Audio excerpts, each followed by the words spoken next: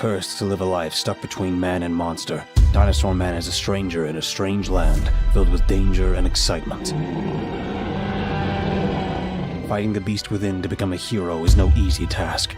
Joining him on his quest is Spaz, a cute and cunning cat person, and the beautiful Telexis, a warrior slave girl with a troubled story of her own.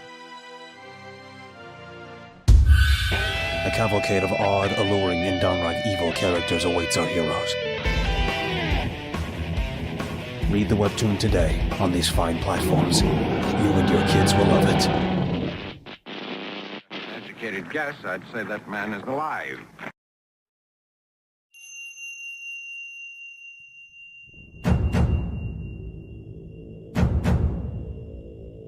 The lords of the underworld await.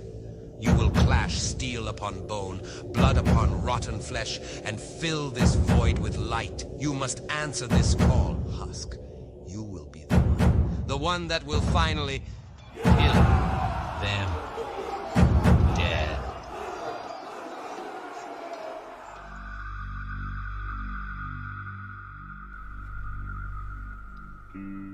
Come with me, see what I see. The terrible worlds that lie between. The realm observed and the realms unseen, where the dark things live while you dream. Unconditional Shove, the new horror sci-fi graphic novel anthology series. Featuring 2 stories and over 80 pages of compelling, action-packed, terrifying fun. Unconditional Shove Volume 1. A graphic novel for all you lovers of the strange, macabre, and creepy things that we all know exist in the shadows of our universe. Unconditional Shove, back in today on Indiegogo.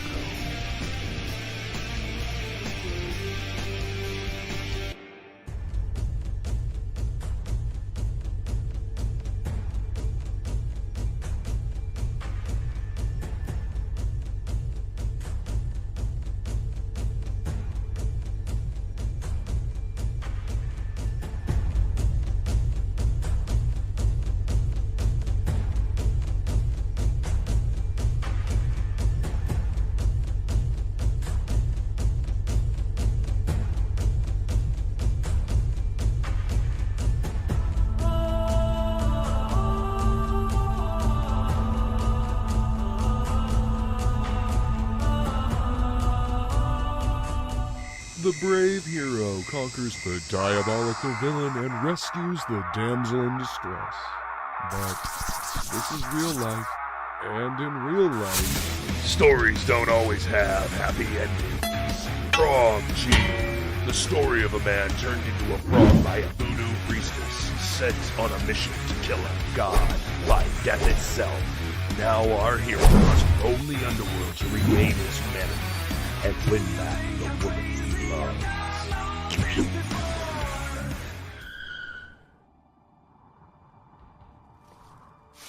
Swift, fearless, deadly. These are the men of the Military Assistance Command. They do the jobs the others don't dare to. Trained in the lethal arts. You'll never see them coming. But if you're lucky, you might just hear them rocking.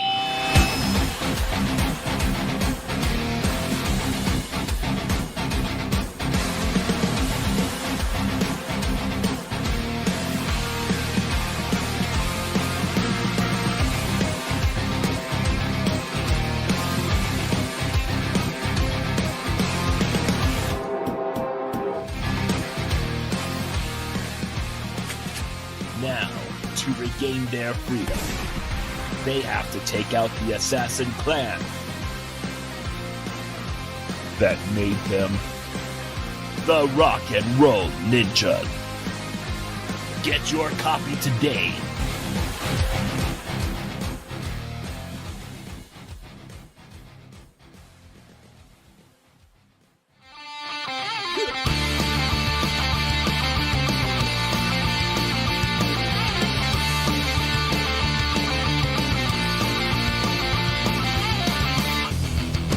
Those who have seen your face draw back in fear.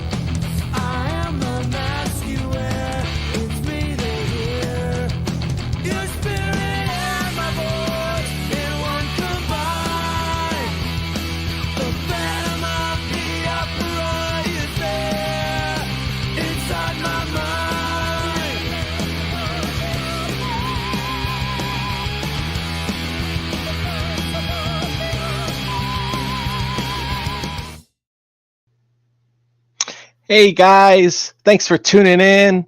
I forgot I didn't cue the intro up, so we're gonna pretend you don't see this. And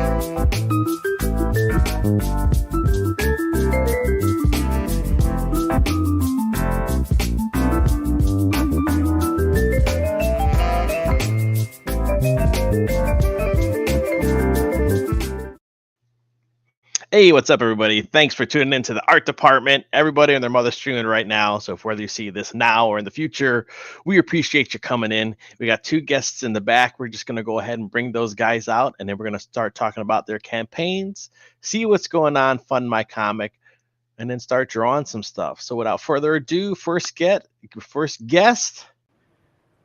Hocky. What is up?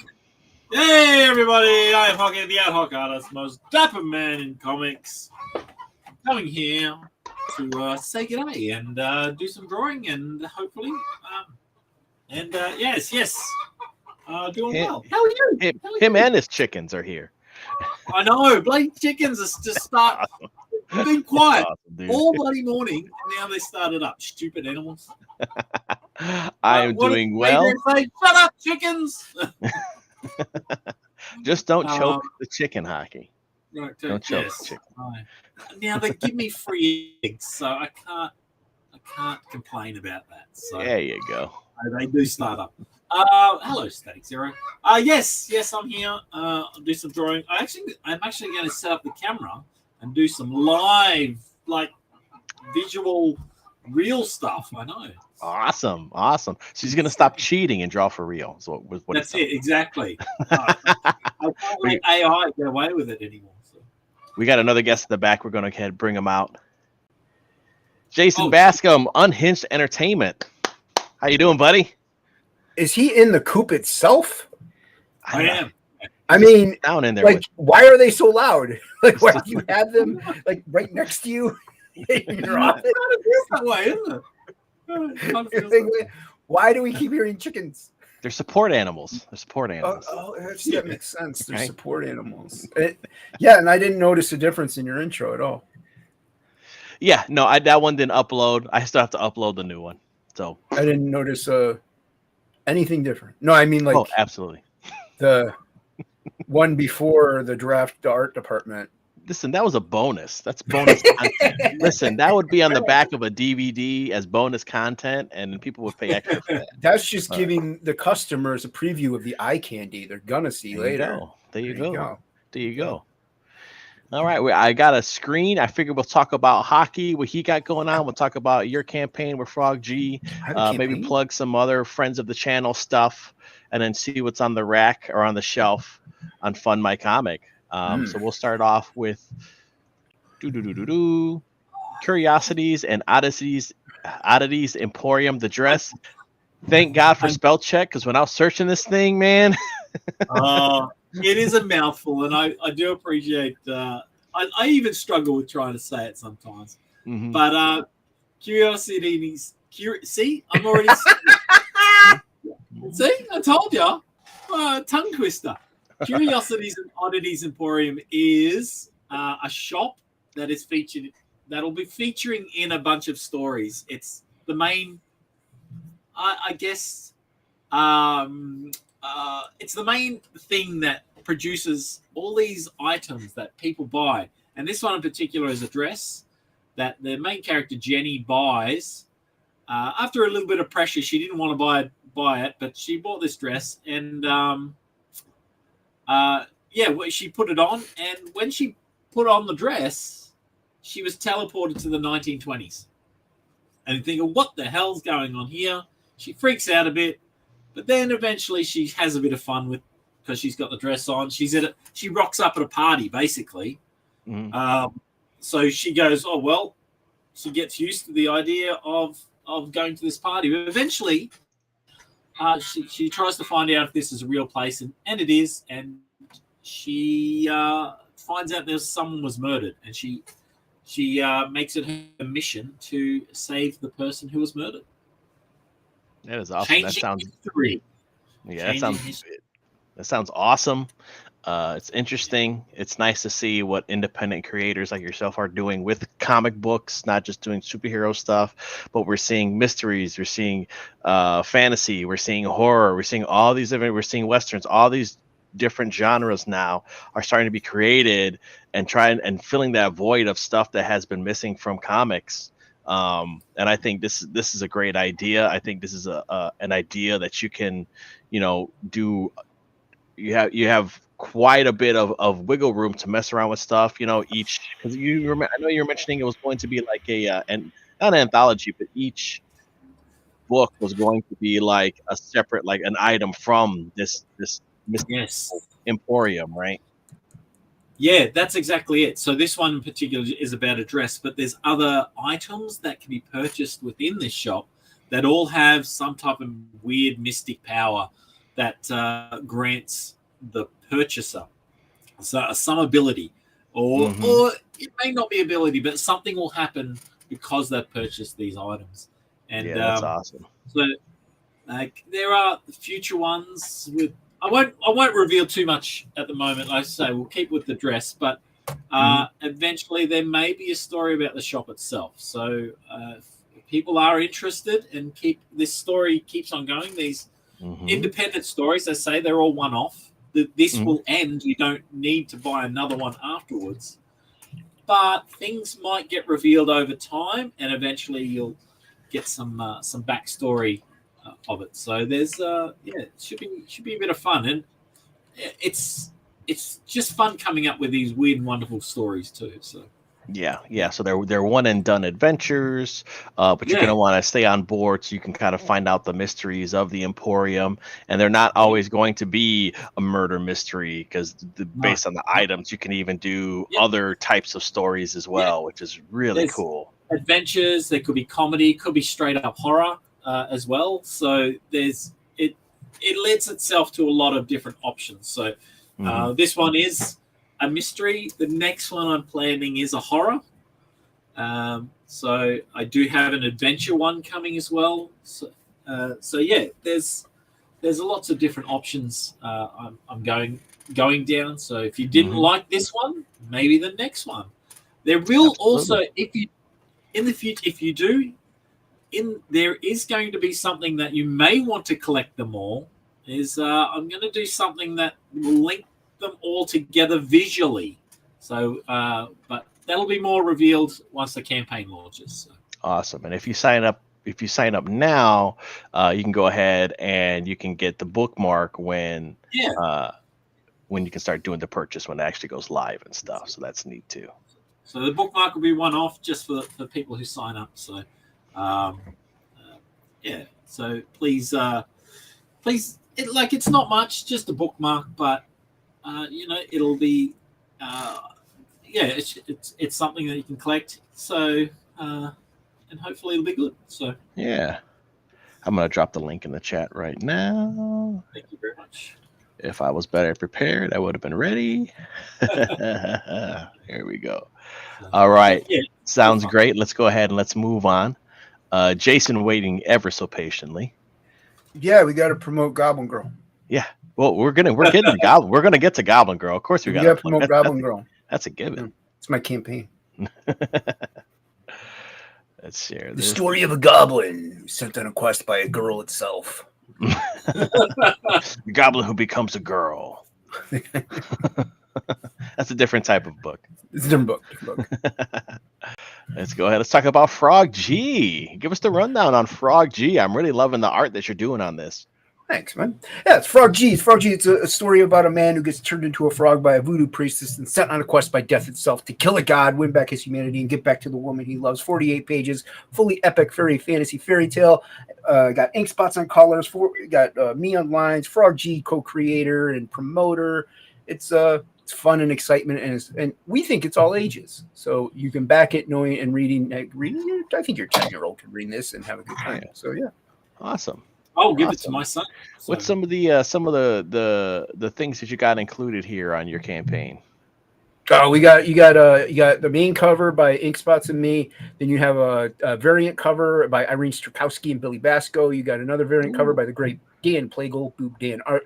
You also have the supplemental you can get with a cover by Matt Barr, Matt Yaki combo, the Matt Attack, which has insides are drawn by Ink Spots and then digitally inked by me. You also can get original artwork, head sketches. You can get a full-on painting.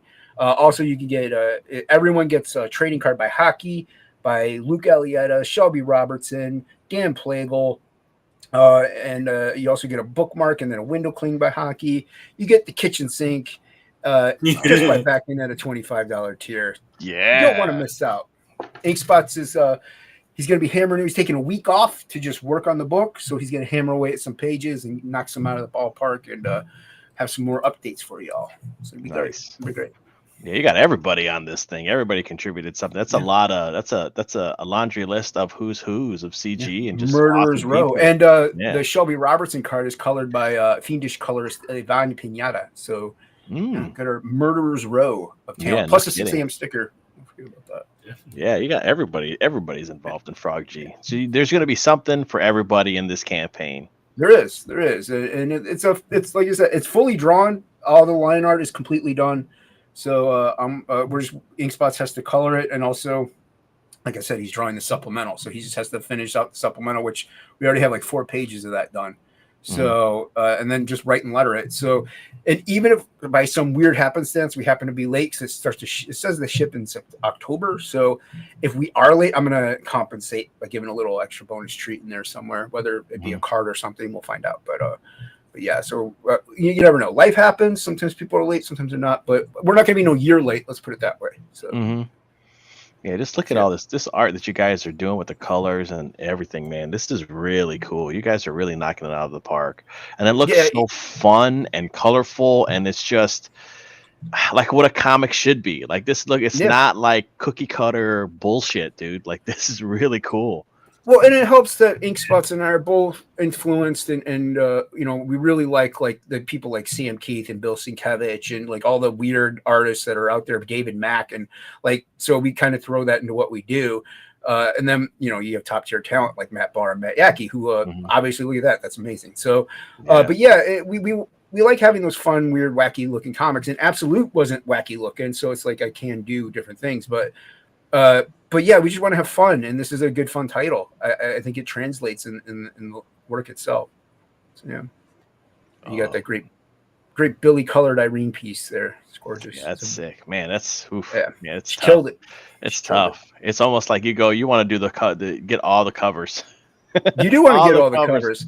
Well, because that's the thing. Killers, dude. If you get all the covers, because then you also get the supplemental too, plus you get a discount. So if you get the featured tier, it's the best bang for your buck. That's a good 85 for all the colors, and that's a good price, man. Yeah, because if you were to back everything separately, it's like well over $100. So you're saving quite a bit of money.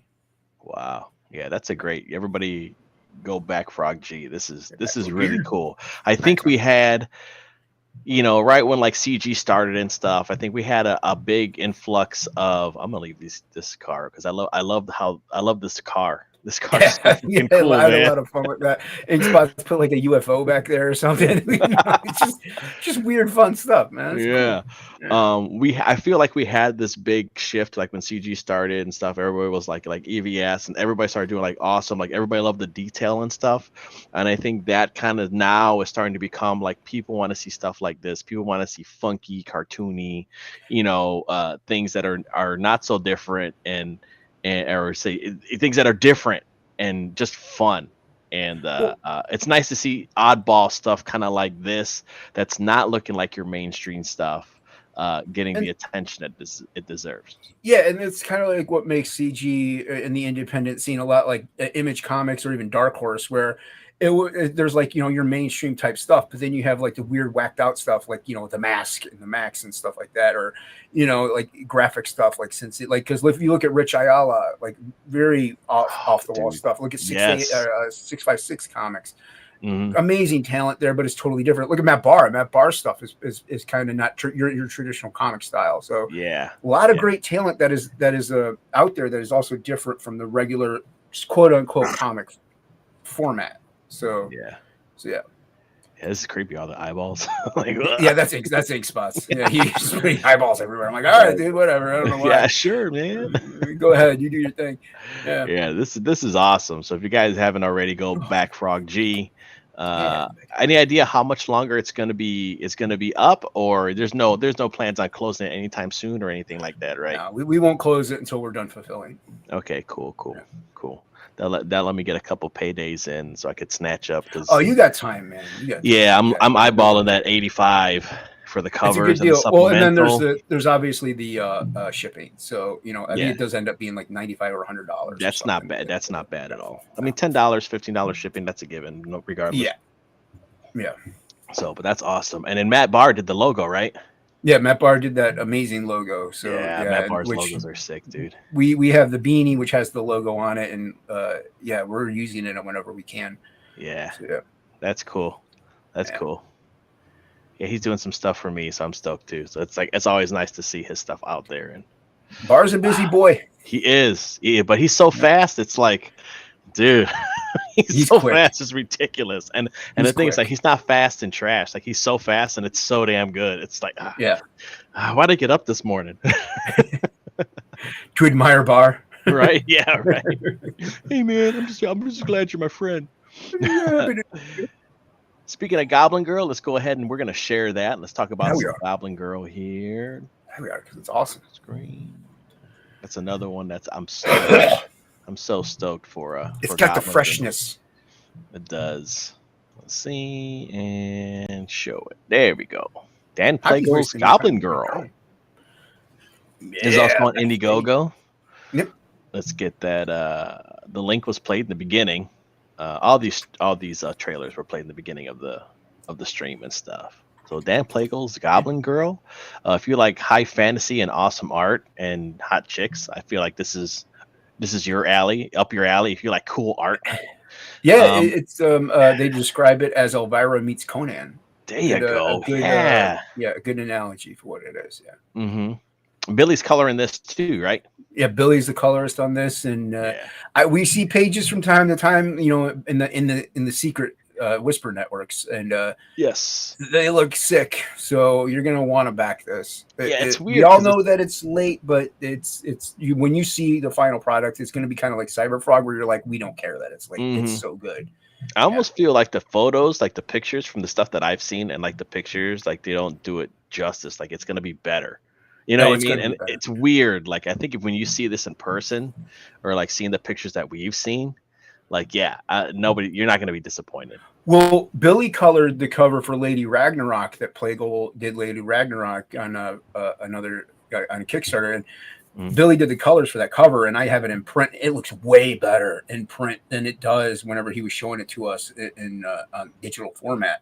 Yeah. So, yeah, his colors and Plegel's lines and grays, man, it's like ink and me. It just goes together. Like they make a great team. And they have a lot of, you can get a color, you can get a gray tones. Dan Plegel's gray tones, his Copic work is sick, dude. Like his marker work is insane.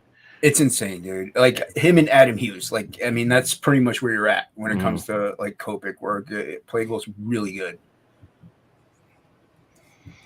International color. Yeah, he has all types of options for everybody here too. Yeah, he had to do that. I think they foobarred up a little bit, so they had to like make separate international tiers for people. I think they made a special one for Australia. Oh shit! Original art page. 2 out of 10 claim $300 for an original page from Dan Plegel. That's not bad at all. That's not bad. That is not bad. And again, it's one of those things that when you see it, it's like, but when you see it in person, it's gonna blow your freaking mind. Oh, I have originals from Plegel, and the man is disgustingly good. Yeah. Again, it's like, why did I get up today to look at Goblin Girl? That's why to look at Plegel. Let's go ahead and drop this link in the chat too, so that way it'll be embedded in all time in the stream. So if anybody watches it, forever and ever. Let's drop that in too. Hocky, you ever see The Sandlot? What? The Sandlot. Sandlot. It's a movie, Hockey. It's about baseball. It's about baseball. About Forever. Is little there a lot of kids. sand in it? Yeah, it's a Sandlot. Yes. Yes. That's where they play baseball, in the sand. Sure. We'll go with it. Share another screen here. Play baseball in the sand. Ooh, we Do you know what got. baseball is, Hockey? Do they play that over there? Is Or do they call it something else? Is it a ball that's like looks? Is it like a giant ball where you put all your troops? Yes. Awesome. Absolutely. And they fight to the All death your over base diamonds. belong Yep. Over diamonds. Yeah, Black Phantom. Black Phantom by Chad Townsend, friend of the channel. He's at 8, almost 9, halfway Oh there. wow, go Chad. Last I looked, it was at 14 days 7.5. left. And Of the first 30. Yes. This looks awesome. He's been. I'm trying to think. He worked at Warner Brothers. He's worked at Disney. He's worked on like video games. Like this guy's like worked like everywhere. He has awesome stories, and he's been around the block a few times, so he knows what he's doing. He's had Kid Squid has been done, and then Black Phantom. I think he finished all the pencils for or all the line art for already. But this is a nice bundle here. $25. You get 2 books. I think they're 25 pagers, and the acrylic standee, and I think it's like $10 shipping, so 35 or whatever, at least in the States. So for $35, you get 2 books and the acrylic standee. Another one is the sketch card that you can get for $40, and you get to pick 4 characters, like one of 4 characters. And then you can get the books with the standee and the sketch card for $65. That's a really good deal. And then $10 shipping on that. But just look at this art. Like Chad's polished. He's obviously, has the cartooning influence in there. Everything that you see art wise from him, it has an energy to it. Yeah, and that's what I love about it. Like it's all like you just hit a pause button in the middle of the movement, and you can feel the energy and the movement coming out of it. Yeah, even stuff that's standing still isn't standing still. There's like always some kind of energy or movement in his work, and it's amazing. Chad's a beast. And once again, you just showed 4 separate campaigns, all stylistically different, all different materials. Like it's all different subject matters, and it's great. Like Black Phantom looks amazing. It's awesome. World War II. It's Black Phantom. He gets sent on a mission to like go get after some Nazis, I guess, that have some nukes or something and some weapons, and he's got to take them down, and stuff like that ensues. And he's got this magical amulet, like key that it's kind of his curse and his blessing, because he can kind of live forever with it. But if you take it from him, he kind of dies. So, or something along those lines. Mind you, I'm butchering a little bit of Chad's thing here, but that's the gist, I guess. But look at the artwork; it looks great. Like it's like you said, polished. Yeah, it's like Blade of the Immortal with G.I. Joe is the vibe that I get off of it. You know what I mean? It's like it looks so sick. I'm excited for this one. Yeah, I'm super stoked for this one. I got to pick up some sketch covers. Let's see. Through the power of a mystical key, he is the walking dead man known only as the Black Phantom. The skeleton key he wears around his neck is both his strength and his weakness. Separated from it, he is just another stiff. With it, bloodworms that fill his body can reattach dismembered limbs or change his appearance to the dead person he comes in contact with. He has changed his appearance so many times, he has lost the memory of his true identity. So that is pretty sick too. Yeah. So he's on a mission to infiltrate a secret base that manufactures the V2 rockets bombing London. So yeah, it's World War II. Too far off. Yeah. You were pretty accurate, but. Yeah. And then Kid Squid. Let's see. This is a scientist Eric Weiss accidentally unleashes Cthulhu on the city of Round Rock, and only Dr. Cthulhu can contain the beast. Witness the origins of Kid Squid, Dr. Cthulhu, and Pandora. 24 pages plus bonus material, including sketches and an early 2-page comic telling the origin of Dr. Cthulhu.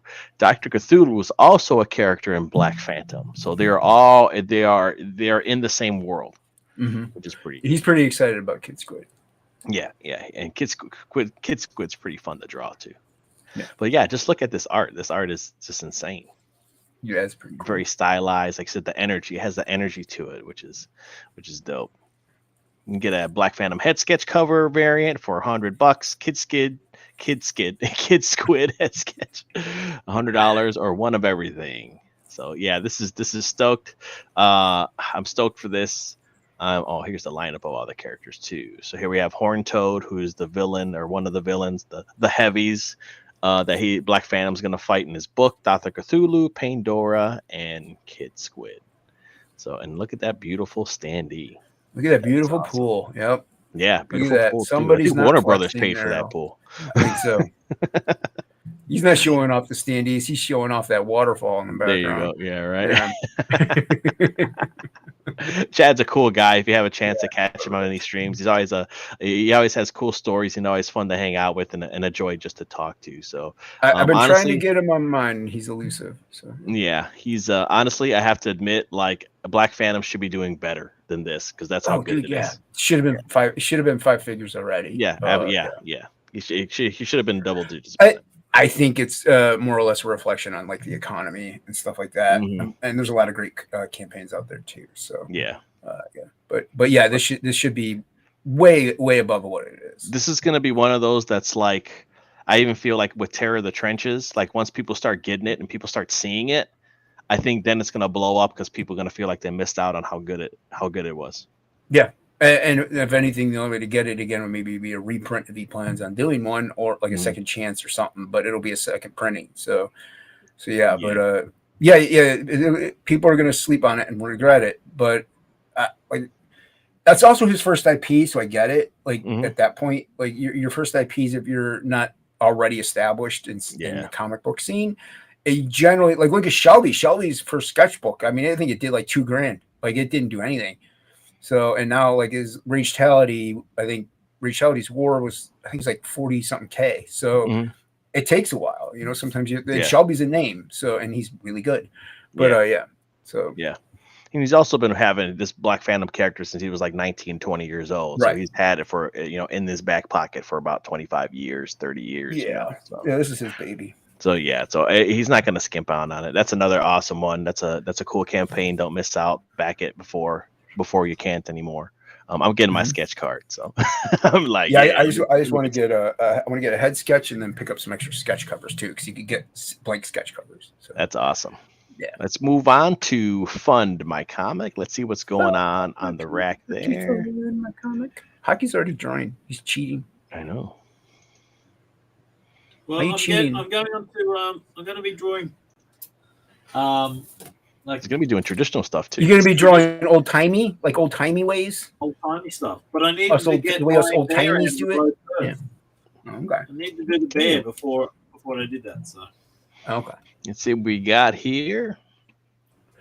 Shelby has a second chance sketchbook. His second chance sketchbook on here. I know that. Dark Gift has a sketchbook on here. Anthony. Nice. I know that. Anvil Iron Age magazine. That's cool. Anthony can't draw. That's issue number 2. Well, you don't have to be able to draw to have a sketchbook. Oh. Just kidding, Let's Anthony. See what's going to be on this I'm not. year? Me.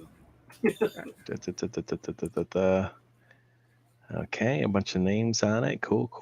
I don't know who's who, honestly. Honestly, the only people I really know is the people I hang out with. So I'm horrible at looking at this. I wish the images were bigger. Like when you scroll down, I just okay. Yeah, I mean, I just see the flat comic thing. I don't know if there's any more artwork underneath. Yeah, N. Chen, E. Wag, R.J. Shaw, J.D. Colin, D.P. Riley, T.J. Marquise, A. Campbell, A.M. Harrison, J.M. Wishel, J.F. Torkelson. Wow, there's a lot of artists on this, or there creators, I should say. Yes, this is three comics in there. The Prowler of Black Square is the headline comic. So it might be like including writers and letterers. Yeah. Yeah, probably letterers, colorists, everybody. Let's see, 3,000 allows them to print.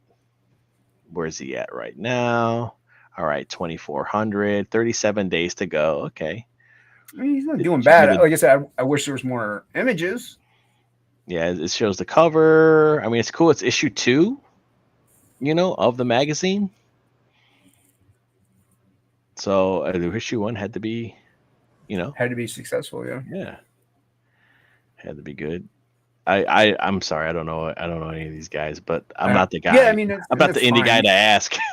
Well, they also might just be indie creators that weren't like Dark Horse or anything. Oh, there you go. There's some artwork. But yeah, Baphomet's Child, Immortal Rising Tales #1. This looks like Jose. Well, isn't Immortal Rising its own thing? I think so, yeah. So that did look like Jose. Corpse Fishers, the Bonsai, Dark Fantasy. So they're okay. The art looks kind of interesting. It is tiny. Yeah, it's tiny. I wish it was a little bigger, but at least they have it up.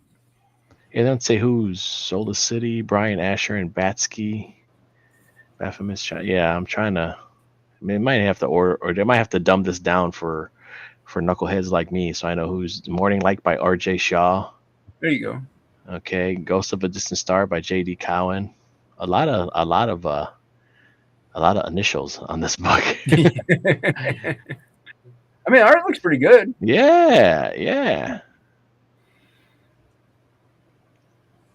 Yeah, go check that out if that seems like that's gonna float your boat. Definitely, I'm always up for more indie comic magazine stuff. Like heavy metal. This is kind of the vibe I get from it. They're doing like heavy metal stuff, which is always awesome. We always need more stuff like that. Let's do what else we got. I think what would be a cool idea is doing like a funny paper, like the funnies that you on newsprint. And you would just do and you would have maybe like you get like 5 creators, 6 creators. Each creator does a page, and then it's on news like a newspaper, and then you fold it up, like a newspaper, and then you ship it out. The collectors will have to order too because they're going to be anal about folding it. All part of the plan. All part of the plan. But then you get to draw on those giant sheets of paper, like they used to draw, like the guy drawing Dick Tracy. Like this paper was like huge, like as big as the whole dang table. It was awesome. Yeah. AR-13L, the Mermaid. Yeah. That was Piper funded. and Luke Stone and Eric Hodson's on here all the time. Yep. I should have entered the fan thing, the fan art. I drew her like I thought you 4 or did. 5 times. I didn't. I didn't enter it. You drew like 8 of them. I did. That's what I'm saying. I totally should have. But it's funded awesome, 192%. So that's cool. 3 days to go. So make sure you get your copy of AR-13L. Eric Hodson is on art. Let's see. Jose Garcia. That's who that one page looked like. Jose Garcia. He's that gets another guy that's super fast and really good. Another guy that came from an animation background. That's why he works so fast. There's animation guys pretty quick. Digital edition for $10. That's cool. Here's cover B by Eric Hodson. Here's a Pixel Trader cover C. Okay, this is the double-sided cover. You get the front and the back. $20 physical edition. That's not bad at all. No, not at all. $25. You get Nerd Wonder sketch cards. 3 available. Those look pretty cool. All right. Last Chance. I'm not even going to Chibi Selena and sketch card. Yeah, sounds about right. Okay, cool. I know Matt Barr has some. There's another cover for you too. Yeah, he has some pretty neat stuff. There's an Arrow Comics bundle #2, Hybrids 2, Revolt #2, HeroBot 0 #2, signed, as well as Chrome Dog #1, Soltac #1, and The Fool. That's cool. So that's a neat add-on. You can get this and add the comic bundle for $40, $40 for 6 comics. That's nothing. That's nothing to sneeze at. $40 for a 2-pack of Mermaid. That's cool. Pixel sketch card, custom sketch card bundle for $45. Yeah, they give you a lot of stuff. This art and this colors on it, it's pretty sick. Yeah, it's great. I like Sebastian with his freaking his blade claw. Here's another bundle here. This is $50. Let's see. Herobot Zero #1, Revolt #1, Only Death Can Save Us #1, Sin Killer #1, Hybrids #1, Rift Riders #1, Paragon #1, and Calico of the Shard #1. Whew, $50. Nice. It's a lot. Yeah, that is good. This is cool. I want to see more of these. The skate deck. You get a stabby deck or a rampage deck for $50 plus shipping. Like, that is cool. And like, not even, you don't even have to like skate, like skateboard or anything. Just because I wouldn't have that recommend on your skating on it anyway. Yeah, I wouldn't either. I mean, I that's what I figured, but you know. No, but it's still really cool. Yeah. Yeah, that's a wall piece. Yeah, I wouldn't. Yeah, that's what that is. Put those on Yeah. the wall, dude. Yeah. Skateboards are always. I remember going to this when I was in high school and seeing all the hookups skateboards. And I even skateboard. I just wanted the to put them on my wall. Yeah. And then now physical backers get a 6 a.m. comics sticker too. You can't go wrong with 6 a.m. Yeah, so awesome. Make sure you get your copy of Little Mermaid. Tons of options for you. Sure, anybody looking at this will be able to find everything. And the prices are really reasonable on that. 3 days to go. I'm not sure if it's going to shut down after this or how exactly it works on Fund My Comic, if you're still going to be able to get it. But just play it safe. 3 days to go. Get your copy. Yeah, back it because it's closing. It's closing forever. Yep, back it because it's going to be gone. And get a sweet skateboard deck, dude. That's awesome. Yeah, get the skate deck. Do it. Let's see. I'm gonna skim this. I feel like we spent a lot of time. Earthbound Grande Prix, right? Yep, that's Narwhal. Yeah. I know. Prix. I'll make sure he was not because I don't know what the E, so I don't know if he means to do Grande or Grand Prix. Yeah, Maybe it is Grande Prix. yeah, because Grand Prix doesn't have the E on it, Grand usually doesn't have the E on it. and it sounds like that sounds like a Narwhal move. That does, yeah. To make it Yeah, it Grande sounds like something Prix. you would do. Yep, absolutely. So that's funded. See, 12,000 already. That's cool. Great job. I think it might be the highest one on Fund My Comic. Is it? Yeah, 12.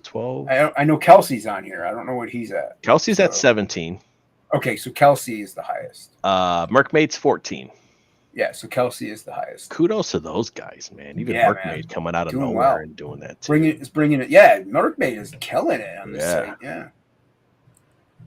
Let's That's see. like I mean, they're not no names, but they're not former industry pros. They only like the King, like Piper's been on Kings a few times. Yeah, but, yeah. Well, not Kings, but on Ethan's a few times. But still, yeah, they still, but they're killing it for being the slums because I think they are part of the slums. So. Rather Than Pain by Mark Piper Polton. That one looks good. Ivan Payne, yeah. Mm-hmm. So many good Or ones, animated. man. This one looks sick. This one just started. I seen this guy on let's see, let's pull this up. This guy was on Graybeards. Not this week, maybe last week or the week before. And he came another guy who comes from an animation background, and this is his art book. Oh, that's cool. And let's see, $35 soft cover. I mean, seeing this guy draw, like, you think the vibe I got is like, I feel like the Spider-Verse guys saw this guy and like, okay, that's what we're doing. And they like aped his style from looking at a lot of this stuff. That's possible. You know, there's another one that's a skate deck. That's a cool. Yeah, that's cool. Look at that. Yeah. But the just the color palette that he uses and all types of stuff, man. This is another one I saw. Both seeing him actually like live working. I want to say it was like 2 weeks ago. Might even be 3 weeks ago. What's his name? Kaiser. I think he just calls himself Kaiser. I think. And I can't remember him being on there. Yeah. WB Animation, Hasbro, Nickelodeon, Sony Pictures Animation, and more. But yeah, this is core animated. Yeah, this thing's sick.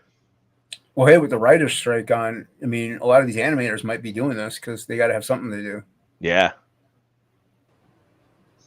Let's see. Because yeah, I think he was calling himself Kaiser on and even on his Instagram and stuff. That's what he calls himself. But that's another one that looks sick.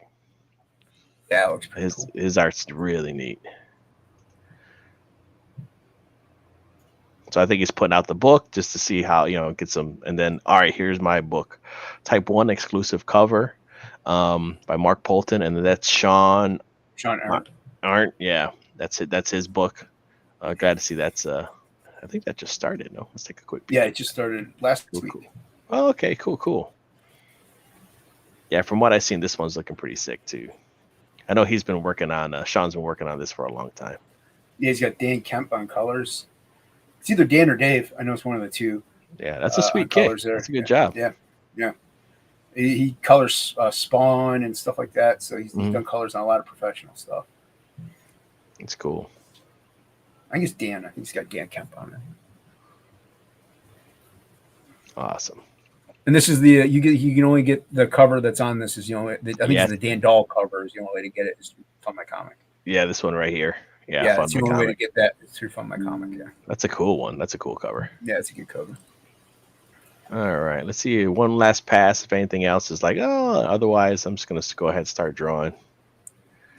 Type 1 Vigilantes Creed. He was on Pre-King Awesome this week. He was on Pre-Kings. Yeah, that was cool. Gargoyles and all types of grimoires, and so check that one out. That one's here. Let's click on it real quick. We'll give him the art department rub over here. So, right, which would probably be like a negative backer. I'll go to refund. Mini comic and novel covers by Corey Barton. Mini comic variant artwork by cover by Skunk Artworks. Black and white cover by Joe Ball.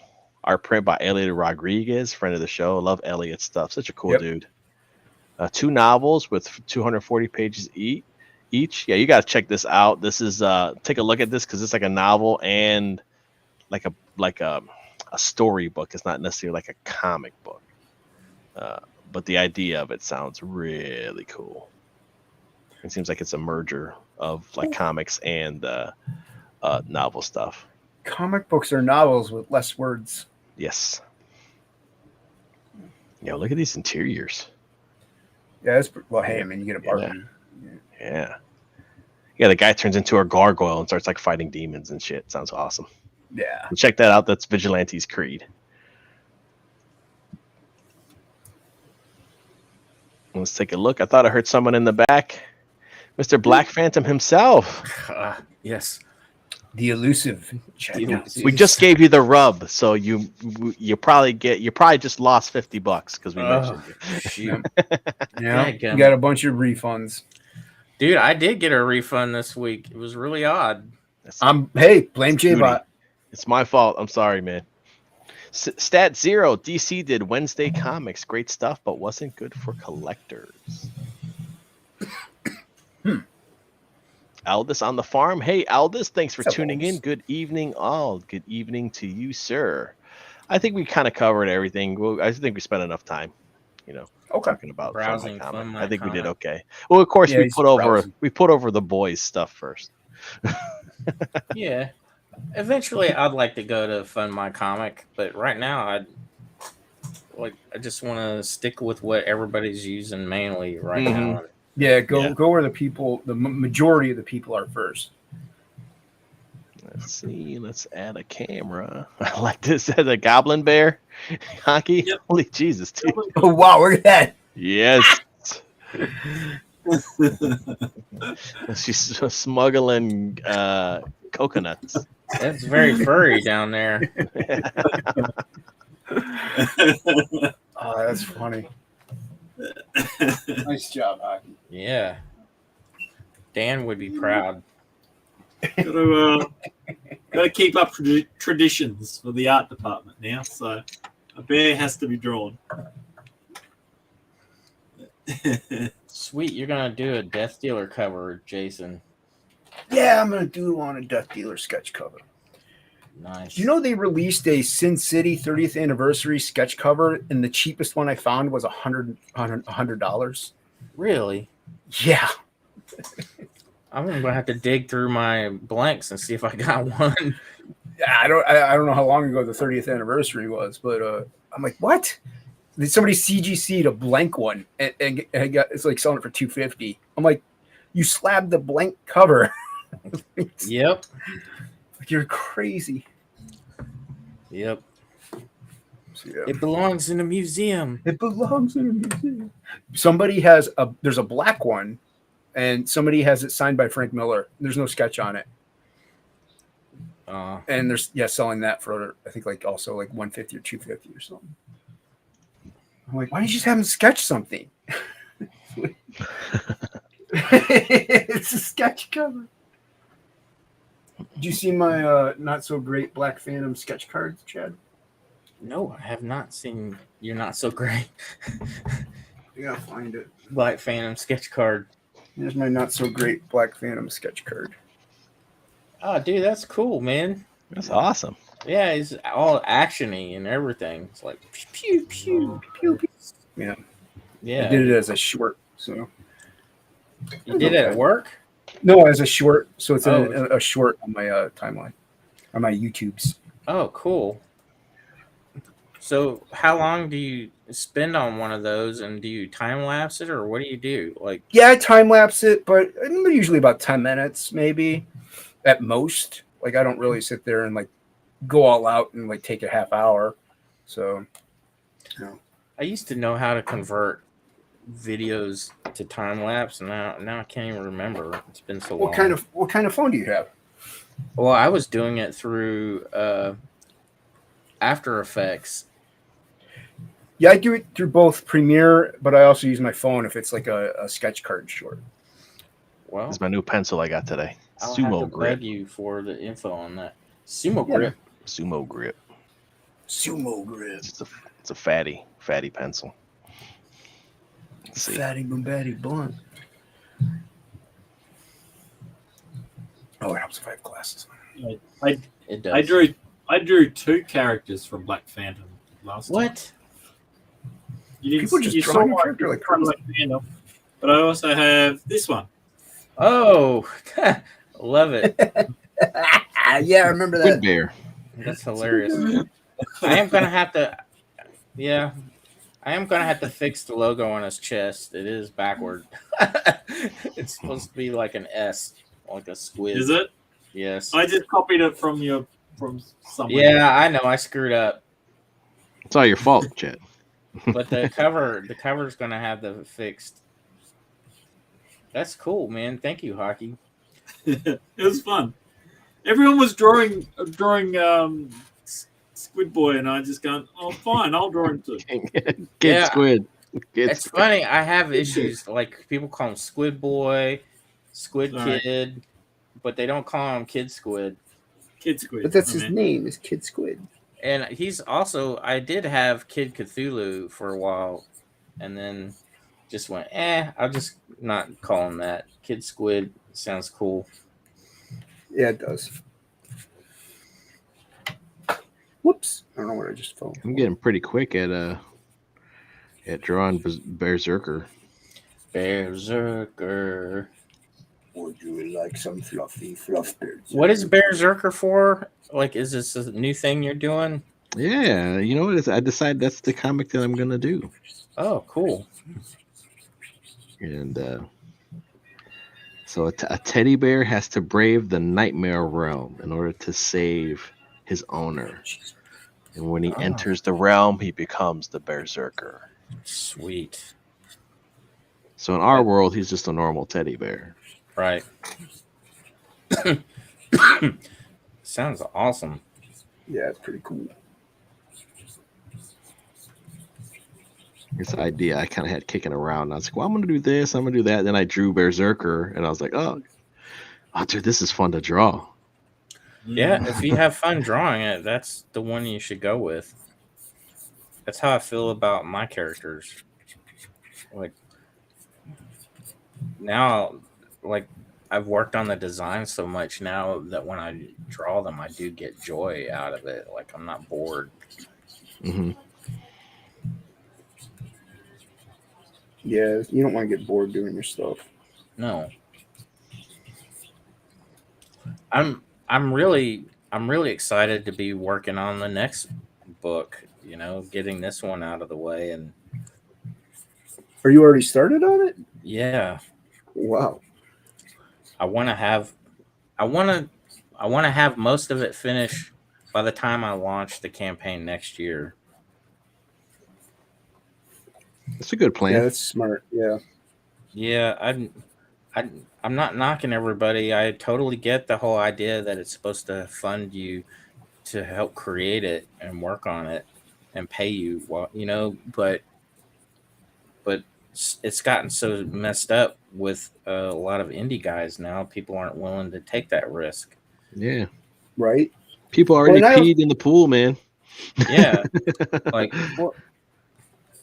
And I also get, like, not everybody's just doing their own book. Like, they have writers and letterers, and they got to pay for it. So that's why Yep. they need to crowdfund it. Mhm. But if you're doing it all yourself, like, there's almost no reason to not have it finished. I'm doing it to make money to put it back into doing more. And eventually I would like to just start. I would like to pay somebody to do a story here and there, Right. and pad out my books. But I don't I guess I don't know what I'm saying now. I'm just gonna say I don't want to get too crazy, and I would eventually like to be at a point where I could put out 2 books a year. Yeah, that would be nice. And if I could do numbers like Shane does, or half of what he does, Right. I would be set, in my opinion. Like I'd be happy with that.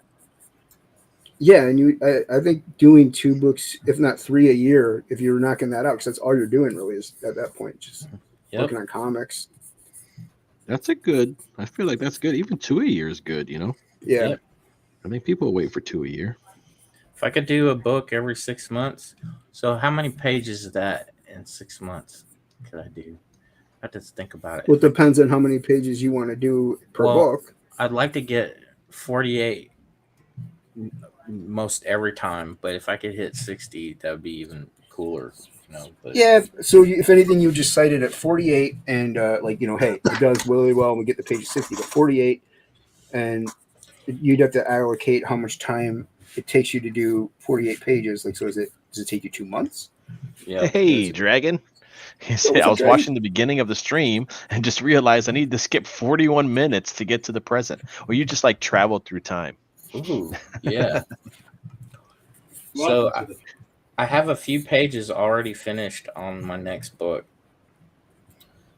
We're doing good, Dragon. Thanks for tuning in, brother. Always nice to see you. Right. So if you can crank out like 48 pages in 2 months, like you can, and then you count in fulfillment time. You could easily do 2 books a year, easily. I might think a little bit more time than that. Right. Well, that's just an example. So if that's even doable, you could get 2 books a year, no problem. Just do one a month. Just do one for it.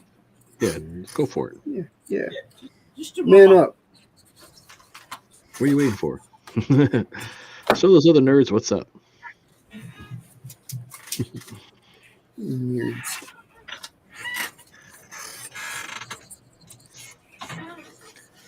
That's what I'm going to do. But it might be one picture, but I'm thinking like 4 pages a week. that would be ideal. That's really good. That's what I plan. How long does it take you to do a page, Chad? I'm not really sure because I did all my pages in my free time between work. I'd get up in the morning and I'd draw like a panel or 2 and then quit and then go back to my regular work. So I didn't really try to like burn myself out on it, but That's a good strategy. But I did try to think of myself first in regards to my personal work over my work. So I prioritized my energy into my character.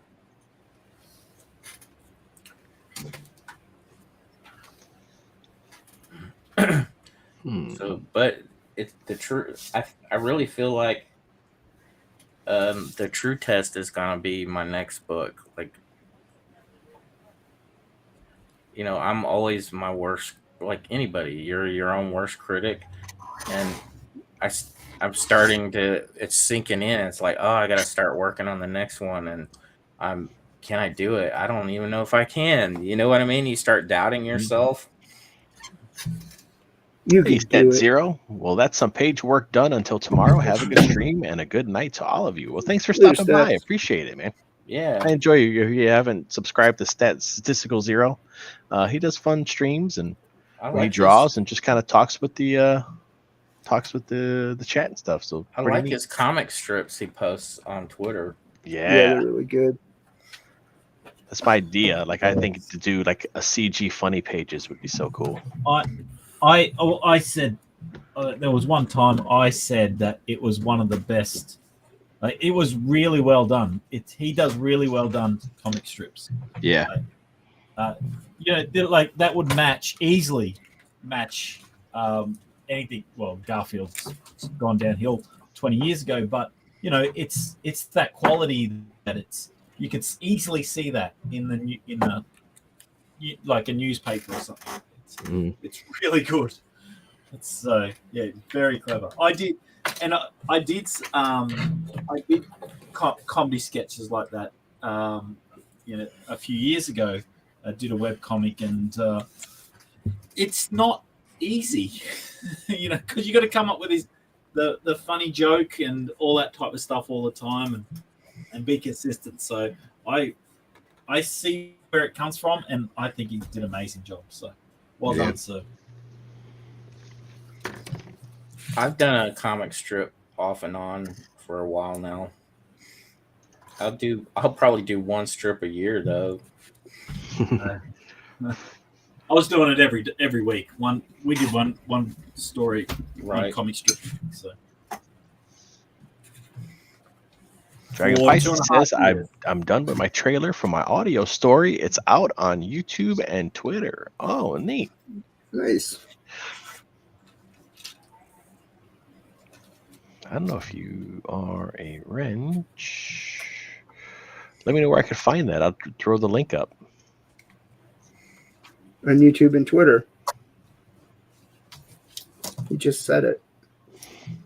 Yeah, but I don't know if I search on YouTube. Do I search Dragon Pisces? Do I search, how do I search for it? Rude. He trusted you. He's all excited about it. And what do? You stomp on his dreams. Look, Jason, look what I've got. He's got pen. He's got paper. Oh, wow, I'm big. Why am I big? Don't make me big. He got Piper. I got Piper's here? Piper. Oh, it's on my other account, but it will reveal my identity. Okay. He's Batman, everybody. He's Bruce Wayne.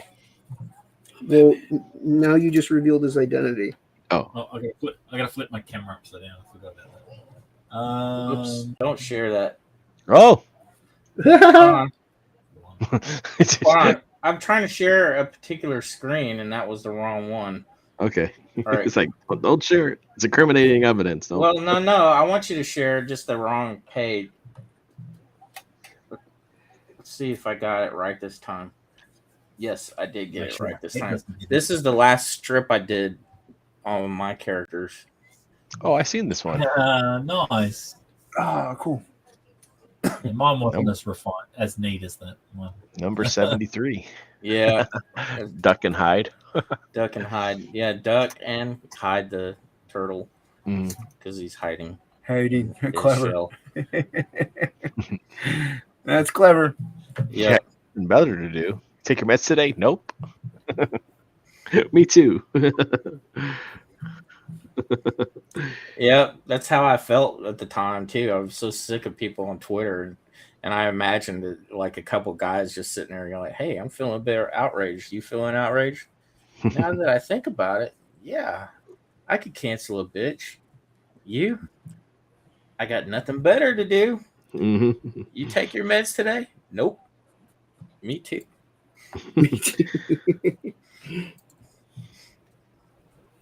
There you go. That's pretty dope, man. Thanks. Originally, like, there are characters that worked in the video game studio. So Oh, you based it off of real people. That makes kinda. sense. Well, yeah, I was working in a studio when I created it, a video game studio, and then so how do you unshare now? Like, I hide it.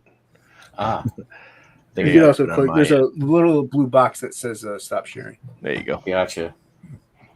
I will share one of mine. So Excellent. Yeah. Let's and see like it. it is not as neat as what yours was. That's for sure. No. But yeah, it was a lot of fun to do. So Let's see. Hello. Can you make it yeah. bigger? So, We can't read it. Yeah, that's all right. I'll zoom in. Okay. All right, read it, Hocky. So, yeah, well, these are two characters. One was me, and the other one's my friend. So it was like, hello, hey Ed, it's Cormac. I just want to ask you something. Sure, what is it? I saw you down the street yesterday. Are you growing facial hair? Yeah, I went to the medieval fair and I saw the reenactors. I thought, hey, I could do that too. So I decided to dress like a French musketeer with a mow and goatee. He goes, and then, that's just really weird. That's just really weird. Yeah, I know. And he's in leather gear, like rubber. He's a gimp. He's in a gimp suit, yeah. So that was it was me. So me and my friend did this. He generally would write it. I would draw it, and yeah, it was a lot of fun. A lot of fun to do. But he unfortunately passed away a couple of years ago. So, sorry to hear that. And after that, I didn't have the heart to do it anymore. I just thought this was a project between us, and Yeah, that makes sense. that's understandable. But yeah, we did that for nearly 2.5 years. So Oh wow. yeah, almost one every day. So not every day, sorry, every week. One every week. So yeah, we had 100 and something comics. That's really cool. Yeah, it was a lot of fun. Hard work. It was hard work. Doing a comic every week. It was. Yeah, I would have loved to have done a regular strip in the heyday of webcomics when webcomics were a big thing. It's just too bad it's not a thing anymore.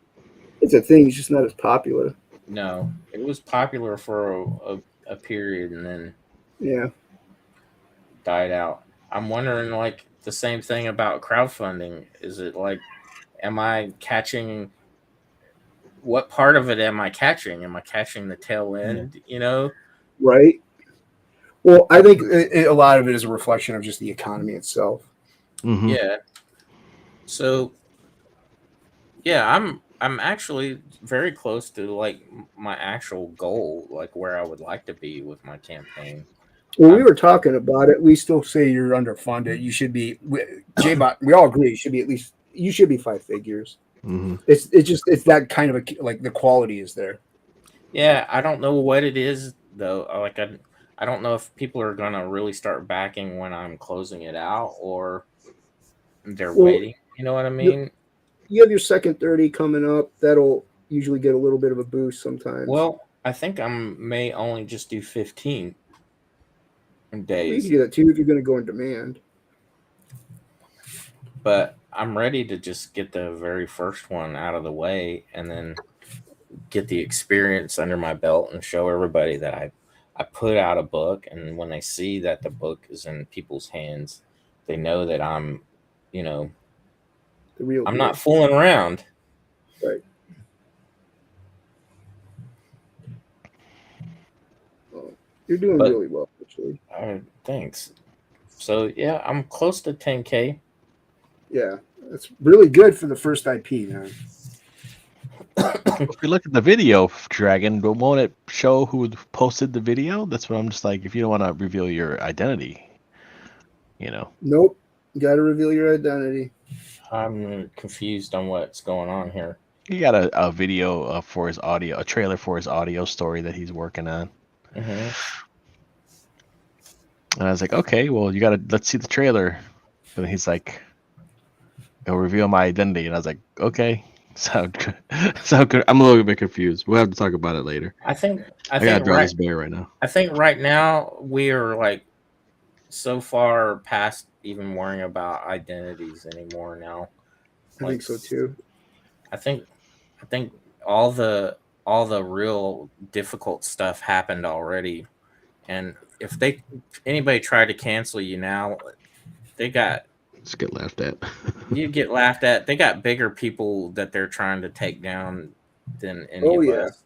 Yeah. So the only thing is some people like maybe like me, if I wanted to go work for Marvel, since I'm CG, I can't. Like that's about the extent of it.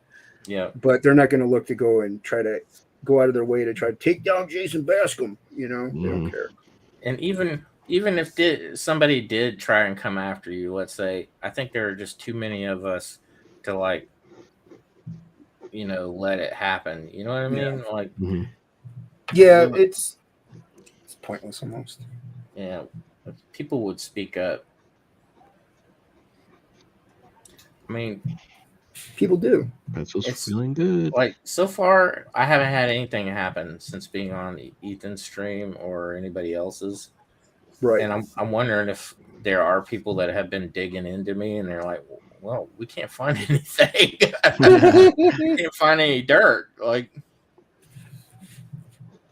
they want dirt, I can just give them dirt on me. That's fine. I don't care. Yeah. I'll openly give it. Yeah. Like it really doesn't matter. What do you want to know? What do you want to know, huh? Want to know what I did before the age of cell phone cameras? Yeah. Before there was proof. They don't believe there's an age before cell phone cameras. It's true.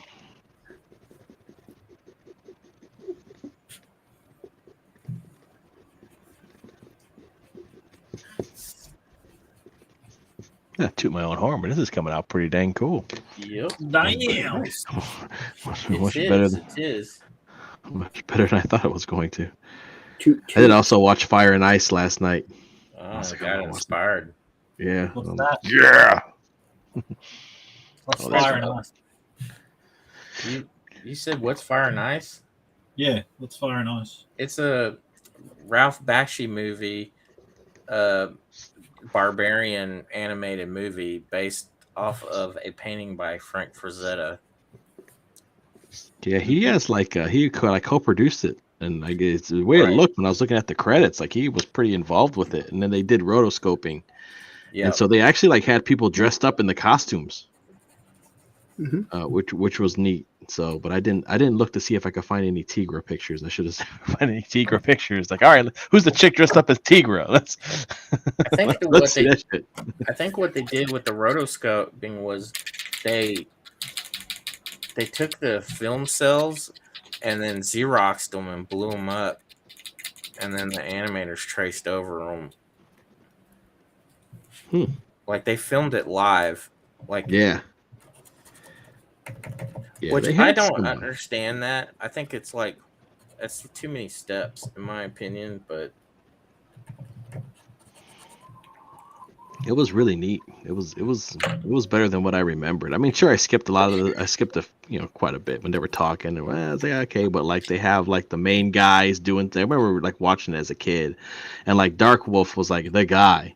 Like I couldn't care about the other guy, the blonde-headed dude, but the dude with the mask was the cool dude. Yeah, he was. But even the blonde-headed dude was awesome. Like I was like, dude, this dude's awesome. Like he's fighting dudes on trees, fighting monsters on the water, like he's murking everybody. I'm like, oh, that's really cool. Like so he was actually and then even Tigra was like doing stuff, always trying to escape. And I was like, this chick is pretty badass, man. Like They did a pretty good job writing her and stuff. She wasn't boring. She was interesting. And she was great to look at. I'm like, dude, like, I almost felt guilty. Like, should I be watching this? I feel like I'm watching porn, Doing watching more this than lady just in this watching it, my friend. the skimpy outfit, just like, Yeah. I was like, being rotoscoped, and I was like, oh man, it was great though. I'm like, yep.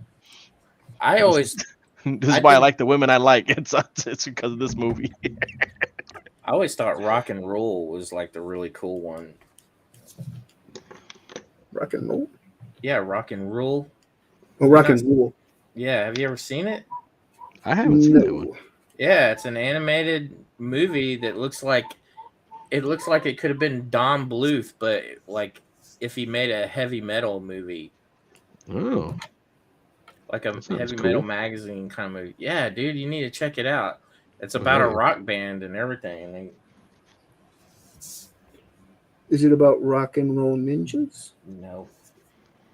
Dragon Pisces says, "Are you talking about Fire and Ice Tiger? Yeah. Absolutely. It's all her fault. She knows what she did. Damn, what is up, dude? It's a Plegel. Not much. I heard you guys talking rock and roll, and I was like, oh hell yeah. Yeah, see? Chad knows what's up. We're all plebes over here. We don't know what he's talking That's about. right. I remember. My name is Mock. Thanks a lot. I remember sneaking out of bed late at night and trying to watch it on HBO late at night. Yeah. In the 80s, and hoping I didn't get caught. Hey, Dan, I got something for you. What? You looking at the screen? Yeah. Yeah. There you go. Let's make it big. Oh, nice. Look at that, Very nice. Look at that bush.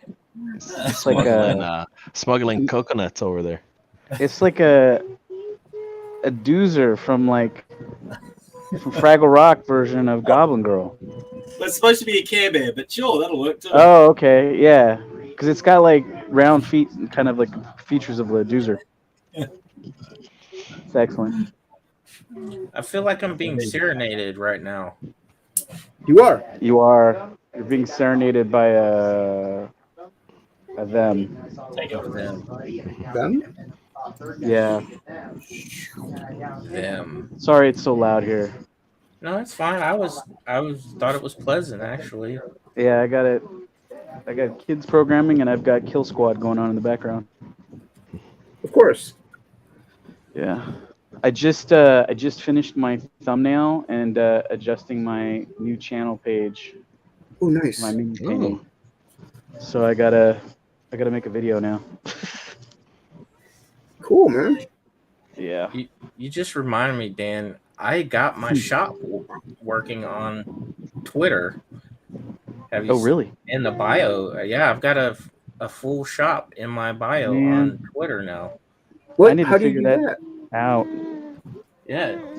You can put a shop in your Twitter? No, Yeah, it's been there since last year. You could do it, and nobody's doing it. And I saw Ripaverse, and I went, wait a minute. I knew you could put like one item for sale, like in your bio, but then I think I got to make like a Shopify or something like that in order to do that, which is I had problems with that, so that's why I haven't made one either. I use Store Envy.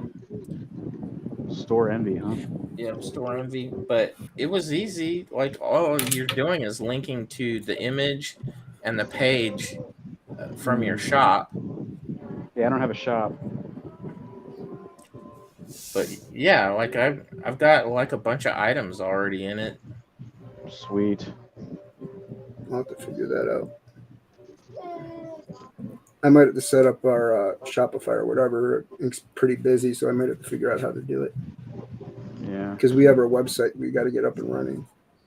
I'm just waiting on I gotta get my computer rolling soon, hopefully. Right. That shouldn't be soon. You just need your Windows. Yeah, well, and you also need a hard drive put in it and stuff. And then I gotta probably go in and load everything again because it's gonna be all new. Right. I mean, it'd take you a couple days. Yeah. Just get up and running. I'm also waiting on my brother to bring me this good monitor that he has, so I have a bigger monitor to be able to do stuff with. the other one's good, but it's kind of small, and where I have to mount it is kind of far away from me. It's a CRT, you know. 80 pounds, 150 Oh no, pounds. it's not CRT, but it is definitely not light. It's got a heavy metal stand, and God, I'm so glad CRT monitors are gone. That's flat screens are the best innovation. Yeah. So if you want to watch old stuff. Yeah. Simple. Like we had one of these TVs for a while that had the VCR and the DVD player built in it, and it was big, a massive one that was glass, and it was such a nightmare to try to move because it take more than 2 people to move it. wow. It's so heavy.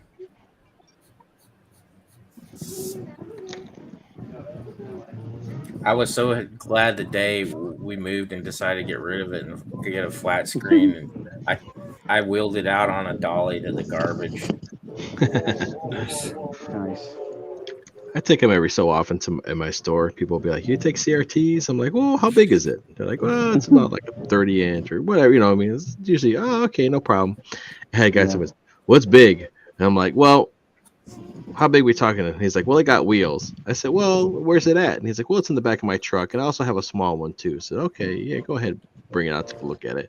It was one of those giant ass projection TVs. Oh man. And he had it on the back of his, and I was like, "Dude, I can't even help you unload that thing. I got no place to put that in my store." Like, Wow. I usually just take them so people can, so they don't end up in the trash, because a lot of my customers are retro gamers and stuff. So they like to have the old stuff. It's just, I was like, "Dude, I can't have no place to put that in my damn store." It's kind of bummed I didn't take it. Price tag on it. I was like, "Yeah, I got no place to put that, man. Sorry." He's like, "Well, I told you it was big." I'm like, "Yeah, well, there's big, and it is fucking huge, man."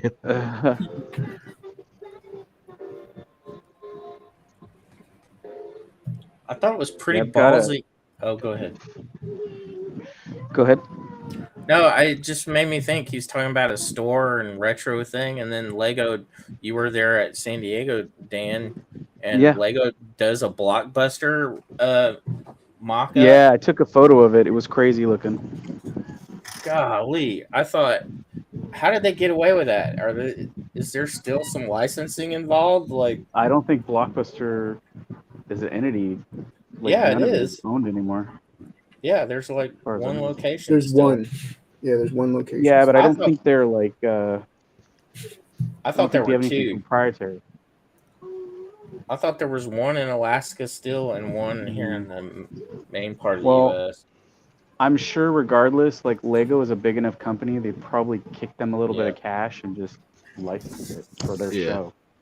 Right. I don't know what the purpose of it was, because it was, like you said, it was for like their product on the inside, and it didn't. It was an odd thing to make for what they were doing. I didn't really go over and inquire to them like what the premise of Blockbuster was all about. But The Blockbuster. Brickbuster.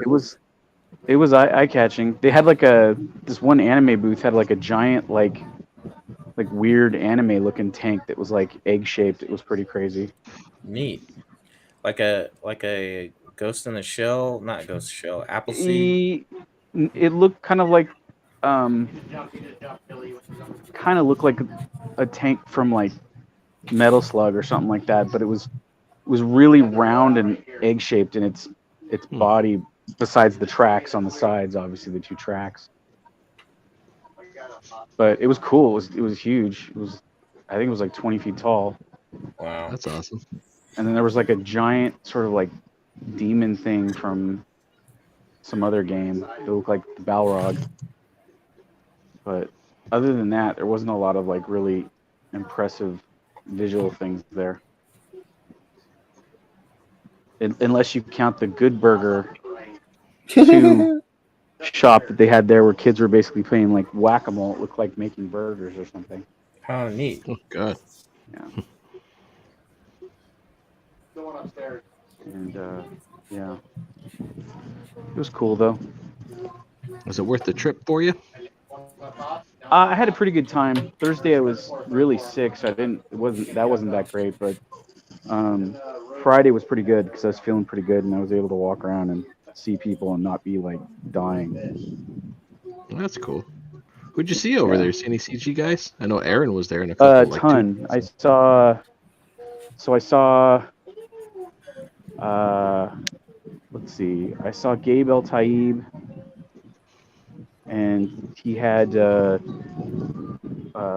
Dean came to his booth, but I didn't get to talk to him because it was kind of like I don't know. They were nice. His wife, Gabe's wife, is a sweetheart. She's super nice. I talked to her for a bit before Gabe was there because he was getting Dean from the airport. And Gabe was relatively nice, but I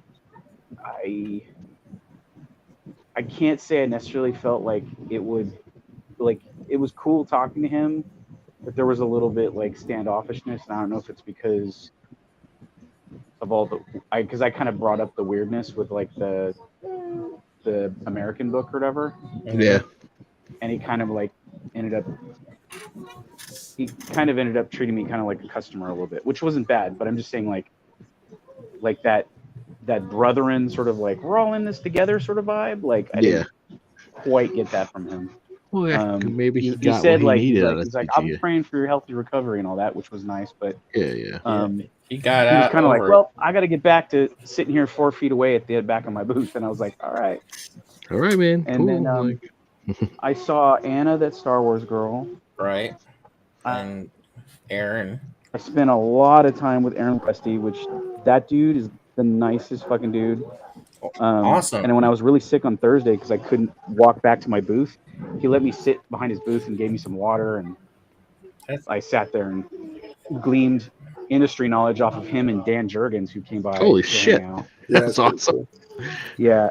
And Billy Tucci was there at the same time, and it was crazy. Like I just felt like I was on the inside of the headquarters and getting all the secret info of Did you go what it was like back in the day and what it's like now.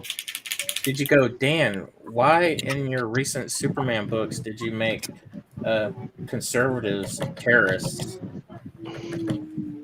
I can't really speak for him on that, but let's just say I don't know if any of that had anything to do with him from some of the stuff he was saying at the booth.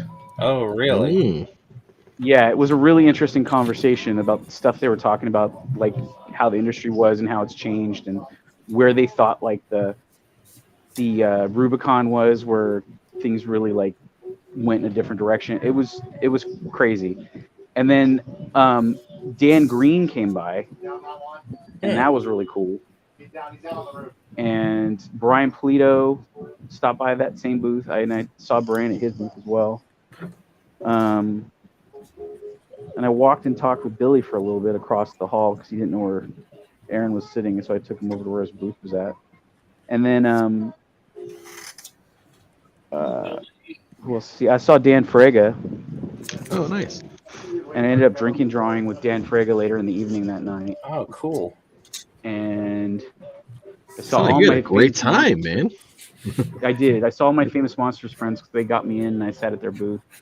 So that was enriching my soul to be back with all them again.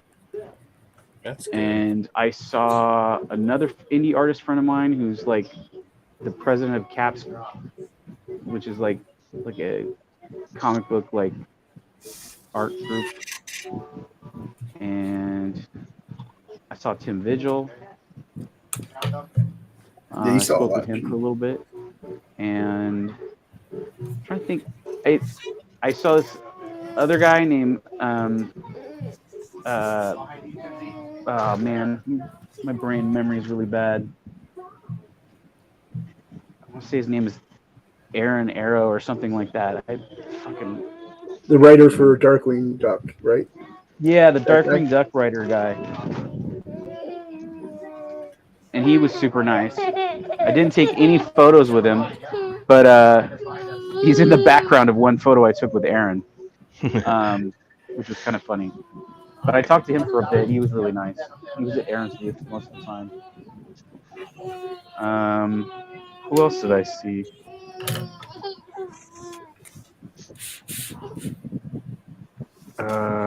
Yeah, I can't think of anybody else that I saw specifically right now. You still saw a lot of people, though. It sounds I like did. a I good saw a time. good amount of people. I saw a lot of the people that I generally try and see every year, with the exception of some of the comics industry people that would all like dislike me now because I'm friends with people they find troubling. Which none of them were at the show, which was also interesting. That is interesting. Yeah.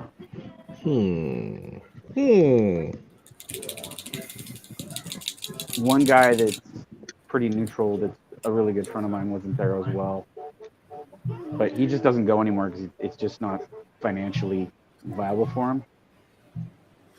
If you can get a room at the J Street Inn, though, then you're good. Yeah. I did Dragon not Pisces meet is- Eric. I wanted to meet Eric, but he was mainly at Gabe's booth, and like I said, like Gabe wasn't. It didn't seem like Gabe wanted me hanging around there, so I just kind of left before Eric showed up. But yeah, I was the one person I kind of regret because I'd watched his videos for a long time. Like he was one of like the core 3 people I started watching when it came over. It was him, Dan, and Ethan. And I watched Dan and Ethan because I knew Dan, and I heard Dan talk about Ethan for years, and I was a fan of Cyberfrog from back in the day. And then Eric I just found by accident because he was in a band or something like that, and I was looking at bands on YouTube, and then I saw him just talking about comics, and I was like, oh, this guy's got an interesting take on this shit. And it's not clouded by, whatever. So I thought about meeting him, but it was like one of these things is like I go up and go, hi, I'm Dan. You know what I mean? Like he doesn't know who I am. Hello. And like I didn't really have anything to say, and I haven't backed his book, so yeah. I'm more a fan of his show than I am necessarily his product. Yeah. I think his product is cool. I'm glad he's making books. I'm super glad he's crazy successful, because that's just like big finger in the eye to the naysayers of like everything. Right. Yeah, he's But one it's of the just few not guys that like. It's not my type of book, so it's not something I would buy. Yeah, it's like he put his money where his mouth is. You know what I mean? And I think that's the core thing that's important with everything. Yeah, mad respect. He's not just like, oh, look, I went and saw the movie, and the movie was trash. Yo, I'm surprised. Well, I was surprised to see Ethan supporting and praising the Barbie movie today. Yeah. It was kind of crazy. He's been praising it for like 3 weeks. That's why I I keep telling him, do Indy 5 now. Yeah. Indy 5. Oh, no. Let's see everybody give you a hard time. Oh, Holy mackerel. Who's outside? Where was this? Raiden. Raiden's outside. Raiden's at the door. Oh, make me big. Come on. So Dan and I are probably the only 2 guys I know that are outspoken about Indy. And then I've started noticing other CG people start coming out saying, yeah, Indy was really good. Oh, was it? Yeah. Yep. That's what they're saying. I gotta check this out. I gotta enjoyed see it. this for myself. I was surprised how little issues I had with it. Yeah, I know. I thought it was going to be way more obnoxious than it was, and I was like, well. I thought it was going to have everything the YouTubers all said was wrong with it. And it wasn't. There was none of that. And it was, the thing that was weird about it was like, I literally felt like people were, I feel like people went into it wanting something specific, and when it started out to not be that, they kind of like started, it was like one of those things where I feel like they were turning to their friends or whatever and going, doesn't this suck, and missing big parts of the movie, because there was like whole sections where they were like saying stuff that it didn't have, and I was watching it going, no, like right there, that explains everything. Like, so it was weird. It was like they weren't paying attention because they were already kind of, They had their minds made up about it. In a bad mood. Yeah, they had their minds made up about it. Yeah. And and they just wanted their validation of what they originally thought it was going to be or something. Honestly, I just feel like they didn't want to ever see Indy be old. They wanted, I don't know. They even the early 3 movies of Indy. They would make all these comments like that Phoebe's character is just totally against Indy and just mocks him and tears him down and never happened. Like not once. I felt like her plot line, if anything, had been lessened to the point where like the stuff that would have made her character more sense, like her motivations and the stuff she was doing, was like not in there because she was a lesser character. Because there was stuff in there that like I clearly saw it and I got it, but it wasn't like fully telegraphed. Like here's a big sign in your face of like what this person is. No, she did mention like a patriarchy kind of thing, but then Indy. Yeah, but it was so minor. It was, but Indy commented back on why she was wrong. Yeah, and she didn't. He got the final word. He didn't. It wasn't like she tagged on a little smart little quip, and they're like, "See, Indy's old." There was nothing like that in there. It was just. But she played more the villain early on in the movie, and then the switch happened with the conversation about Mutt, and that's when she flipped. That's because that's when I think she realized. Yeah, that Mutt dialogue was hurtful. I don't know if it's because I'm a father or what, but like watching him talk about that, and then it was gut wrenching. His wife, and then later at the end when it comes back around with him and her at the end, I was just like devastated. I think it was just. I think what it was though was, she was bitter at him and just taking jabs at him because she felt like he abandoned her. But she came around to realize why it happened because where he was at that time. He was in a bad space, like a bad frame of mind. Yeah. But when he explained to her how he felt, like it totally flipped her character and she started changing. And when she asked him if he was back, that was her line. Just like, "Are you still lost? Or are you back?" And it was heavy shit. It was. And like I said, was it the perfect Indiana Jones movie? No. Was it better than Crystal Skull? Yes. Hell yes. Way better than Crystal Skull. Yeah. What's the CG? I forgave Crystal Skull after watching this movie. That's how much better it was. What's that, Hocky? I don't know what they're talking about. That was the greatest Indiana Jones movie ever. Oh my Lord. I'll be back. Go Crystal Skull. Crystal Skull. I'll be right back. Yep. It sounds good, bud. But I feel like, as far as that goes, I'm mad that Kathleen Kennedy and J.J. Abrams and all those guys screwed up Star Wars so bad. I'm upset by that.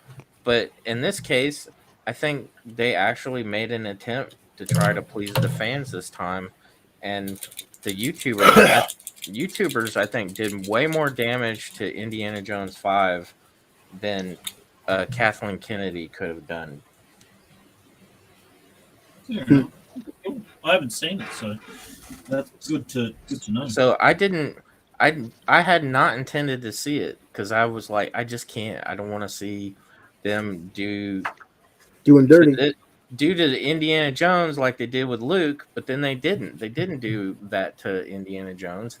But I went because my mother's an elderly lady, and I was house sitting for my sister, and my mother lives a couple blocks away, and she wanted to go see it. So it's like $5 tickets on a Tuesday night, this last Tuesday, or last week, and I kept thinking I was going to be disappointed from everything I had heard, and then everything I had heard, it was extrapolated and wasn't the whole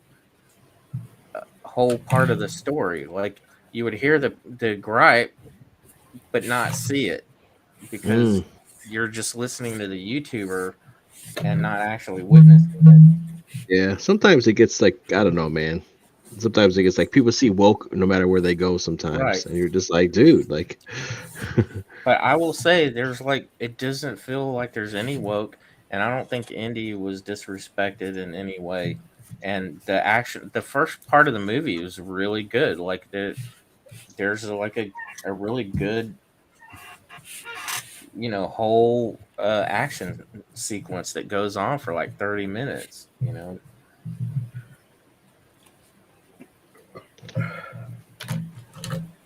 I'll have to check it out, I guess. I'll wait for it to come on Disney Plus, though. Yeah. I'll check it out. Now I'm probably gonna have to go see that Turtles movie. That's probably what I'm gonna have to go see. I've been watching the Secret Invasion, and that's not been good at all. That's what I heard. It's like it's a waste of time. It just drags on, and it goes nowhere. They could have the story could have been told easily in an hour and a half, 2 hours so far. Well, I think it should have been like a movie. Just make it a movie. Yeah. What's wrong with that? It Any was superheroes in it doing superhero shit, or is it just like Nope. But it has Super Scrolls in it doing Super Scroll stuff. Hooray, I guess. But they're more like a terrorist group, and there's two factions of Scrolls, but this terrorist group is trying to unite all of them and take over Earth. But dude, there's no mega action stuff, or like no big special effects scenes or battles or. Try. Mm-hmm. That's stupid. It feels like watching a regular TV series, like some cop show. They must have not had any good budget or something. I don't know. Well, apparently the budget is more than Oppenheimer. So that's hard to believe. Apparently so. I heard that today. That the budget was more than Oppenheimer. So did Oppenheimer really, not an atomic bomb, but did they set off a real bomb? Yeah. They did. Yeah. That's amazing. Yeah, that's how they got their atomic bomb thing. They set off a real bomb to, they did it practically. It's like, holy crap. That's cool. Yeah, it's awesome. That's what movies is about, man. They're like, yeah, let's build a giant ship. let's blow some shit up, man. Let's actually build the Titanic. Yeah. You know why we did it? Because we can. Because we could, and we got money. So here we go. Now they're like, let's pay a bunch of college kids like nickels on the dollar to do CGI for us now. Like that's kind of where it went. Then like, let's build some shit. What had to be fun is to be the guy making the phone call and finding an explosive expert to do this. Mm-hmm. Like, hey, we heard you're an expert in this. How would you like to blow up the biggest bomb you've ever blown up without it being a nuclear bomb? It's like Danny McBride in Tropic Thunder. Mother Nature's about her bad suit.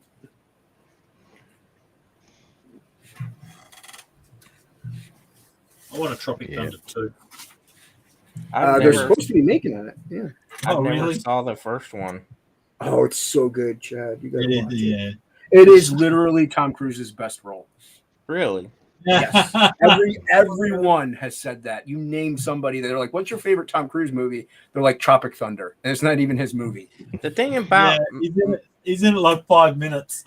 Is it like airplane kind of humor? Like no, kind of, but no. They're making fun of Hollywood, pretty much. Mm-hmm.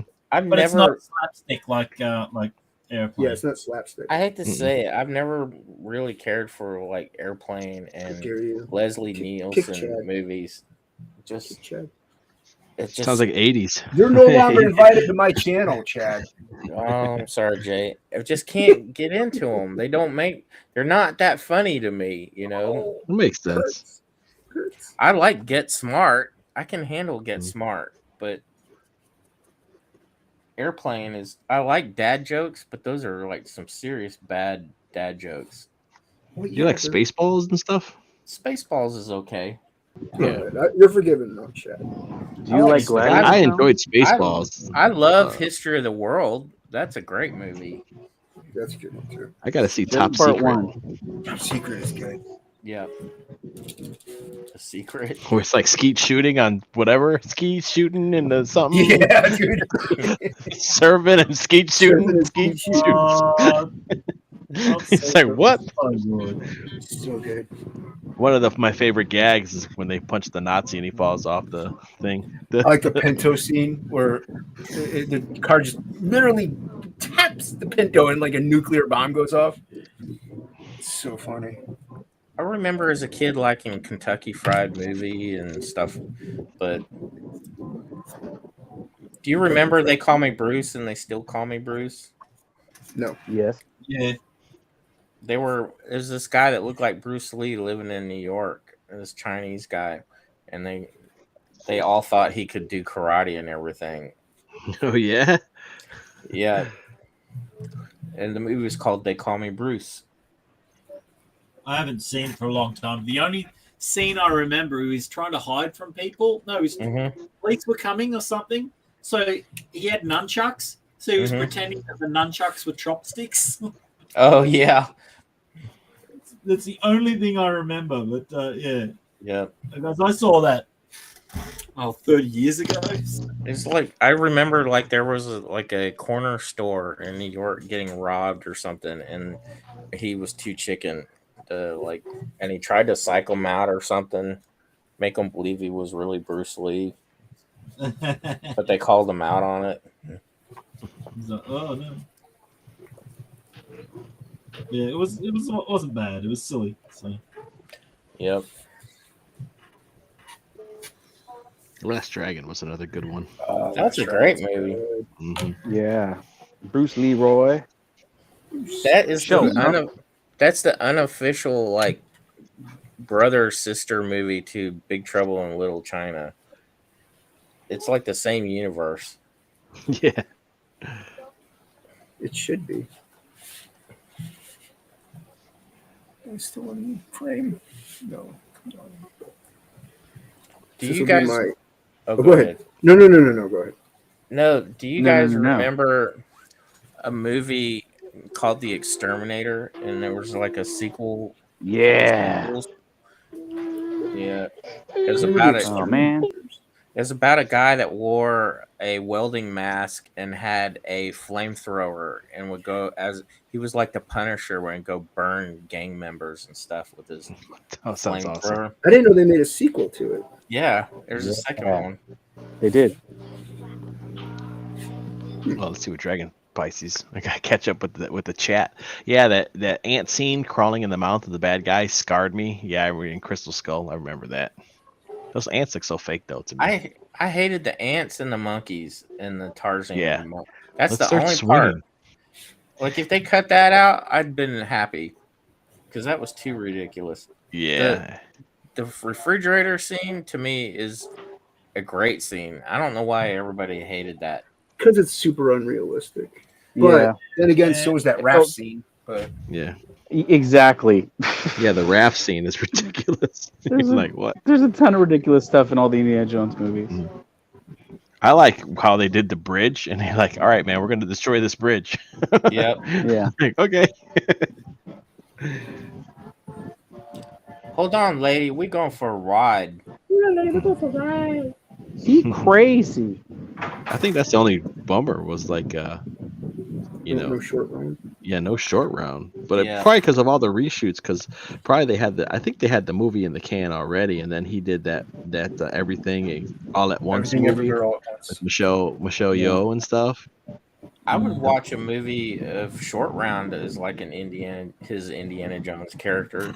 Yeah, that's what everybody kind of wanted, though. They wanted him to pass the mantle on to Short Round, and then there you go. You have a new Indy, but it's Short Round. I'll probably see it, but I'm still curious to see how it ends. Or I just lady. want to know how it ends. Hey, lady, hold on to your potatoes. Hold on to your potatoes. We go for that.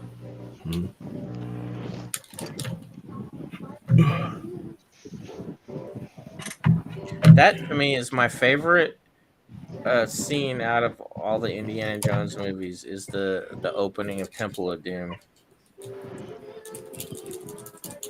Yeah, even how they established like you could tell like he was working with this dude and he was his friend and he got shot. You know, you're like, oh man, like they shot in these boy. Like I guess I'm going first. Yeah. You know? He's just like, dude, man, like now they couldn't even do that nowadays. It's ridiculous how like how nuanced stuff was and they were able to get their point across. Now they have to give you a flashback backstory or some shit. I love how in the new Indiana Jones movies, like I forget how it got brought up, but he said he'd encountered like that priest, and seen some crazy stuff, and even a voodoo doctor. He mentions having. I don't know if it's the same voodoo doctor, but.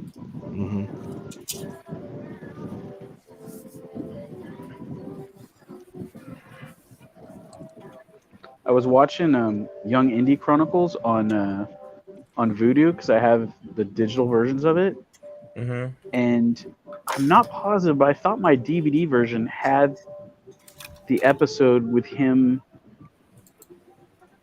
in it still. Yes. They just cut all the really old indie stuff out on the DVDs.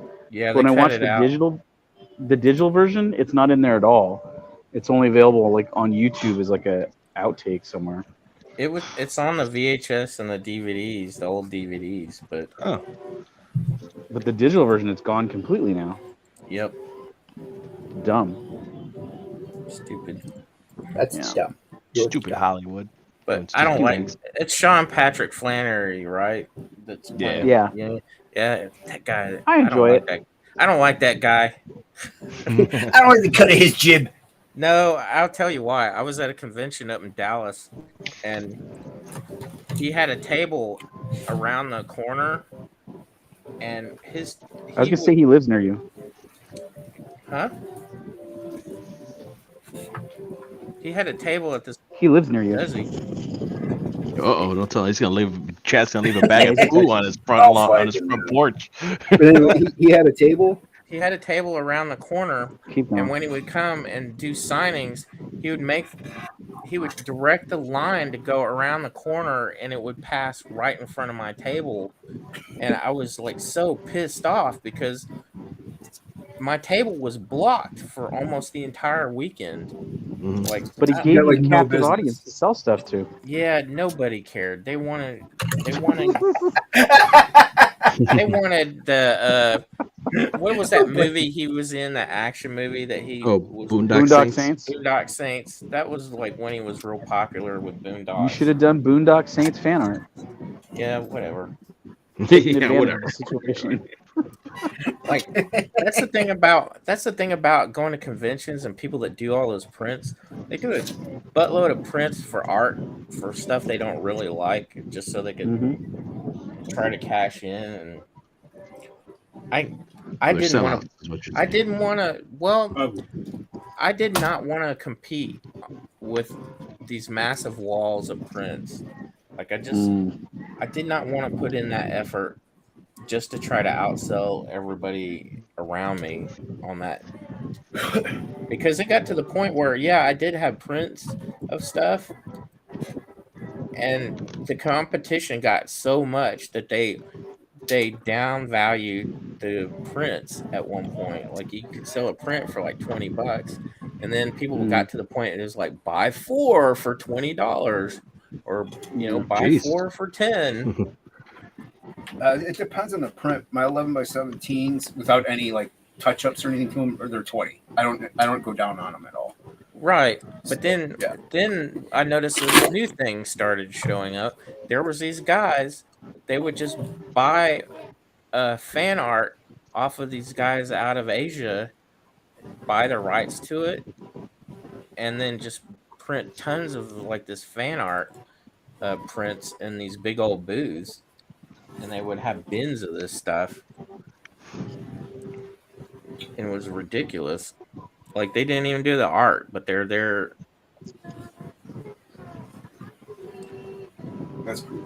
That's kind of when I went, I think I'm just gonna stick to publishing my books, or so. I don't mind doing fan art. I'll do fan art all day, but no, I like fan art. It's original, but it's not.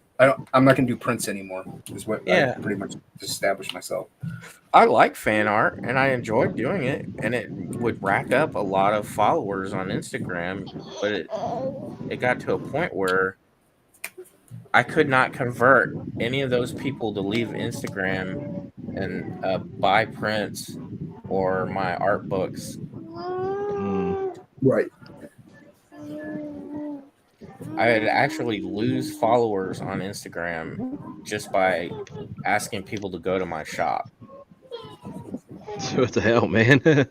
I would lose 100 followers just off of that. It was so weird. I'd lose followers if I posted anything that wasn't boobs for a while there. Yep. Like somebody actually took the time to write me a letter and said, "Hey, man, no offense, but like we're really here only to see one thing, and oh, jeez, just keep that other stuff to another channel." I would like, post alrighty. fan art, or not fan art, but I would post stuff having to do with Black Phantom and Kid Squid. Yeah, I would get very little likes and then lose followers from it. It was weird.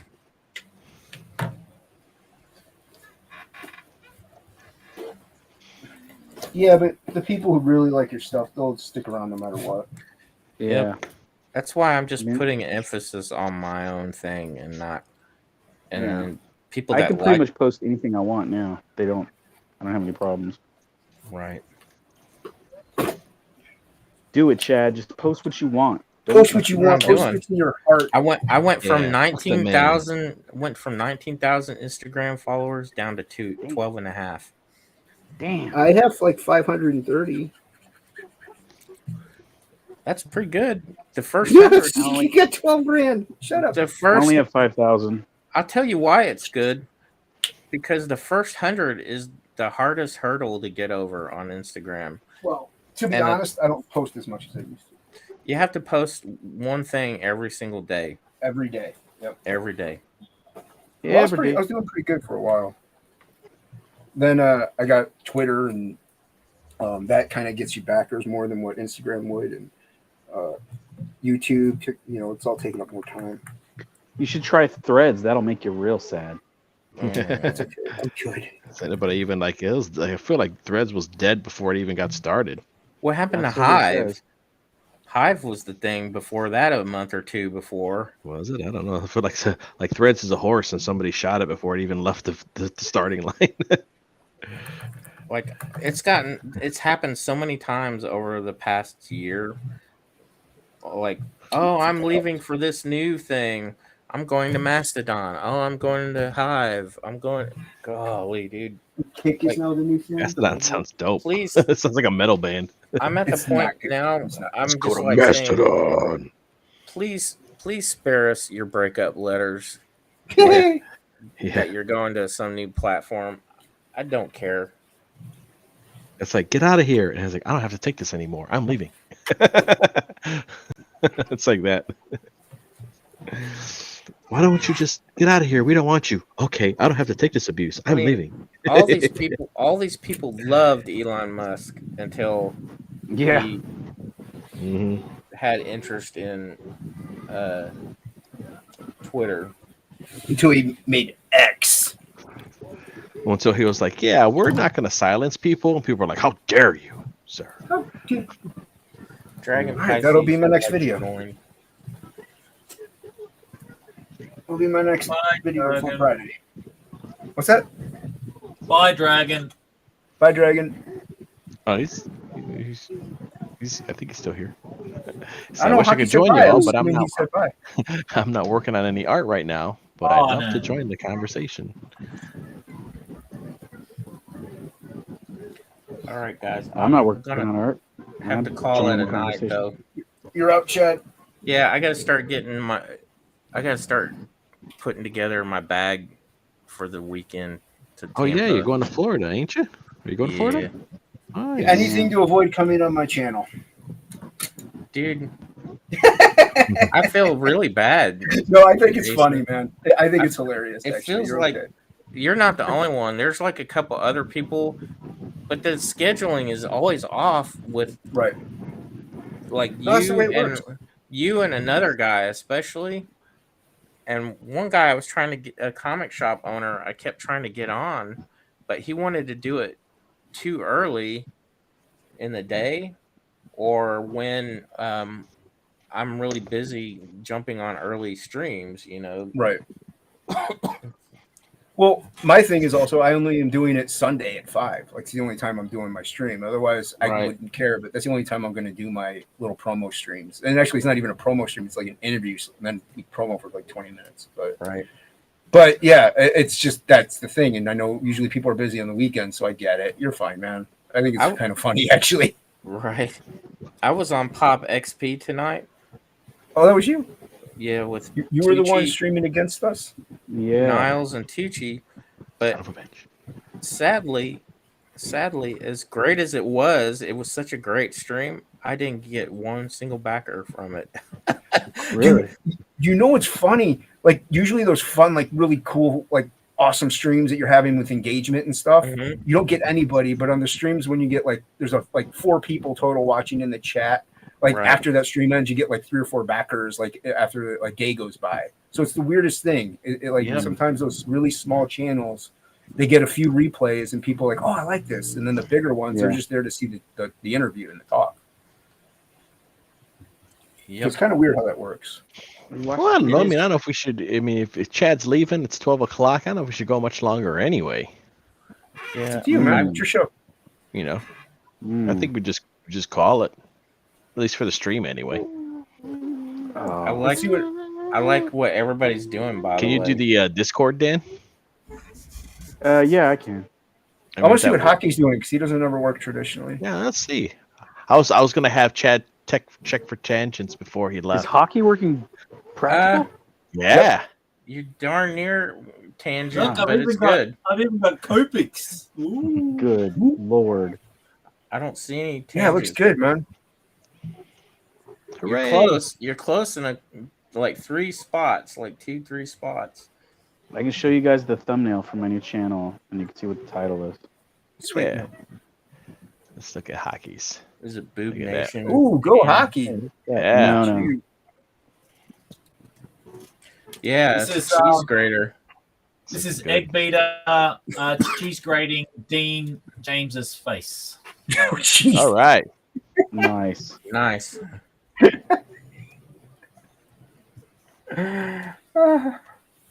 Well, nice Hockey. This is someone paid for this. So all right. Yeah. Yeah, thank you to the person that paid for it. So it's great. Okay. Can I make it? There we go.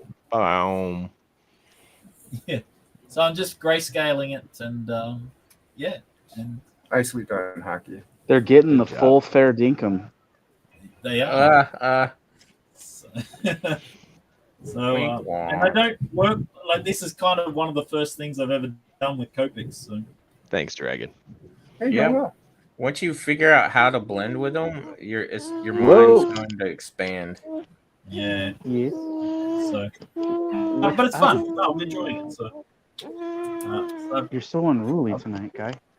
Got this, and I got another 2 that I have to draw, but I haven't got the people photos of the people that need to be.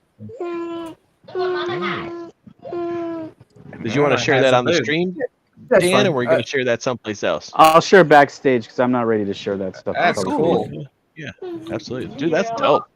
I recorded it. It'll be my video Friday. Oh yeah, it's dope. Yeah, that's cool. Dopey dope. I got to make a couple videos and get some stuff rolling before I start talking about it at all. Yeah, if it was front and back, I could have done more. But all right, Jason. Adios, Magigos. Later, everybody. Thanks for tuning in. I'll catch you guys next week. Wednesday? Yeah, today's Wednesday. Wednesday, 10 p.m. Just Eastern. got here. Sorry. Me too. I gotta go. Damn you all. Night, everybody. See you. What a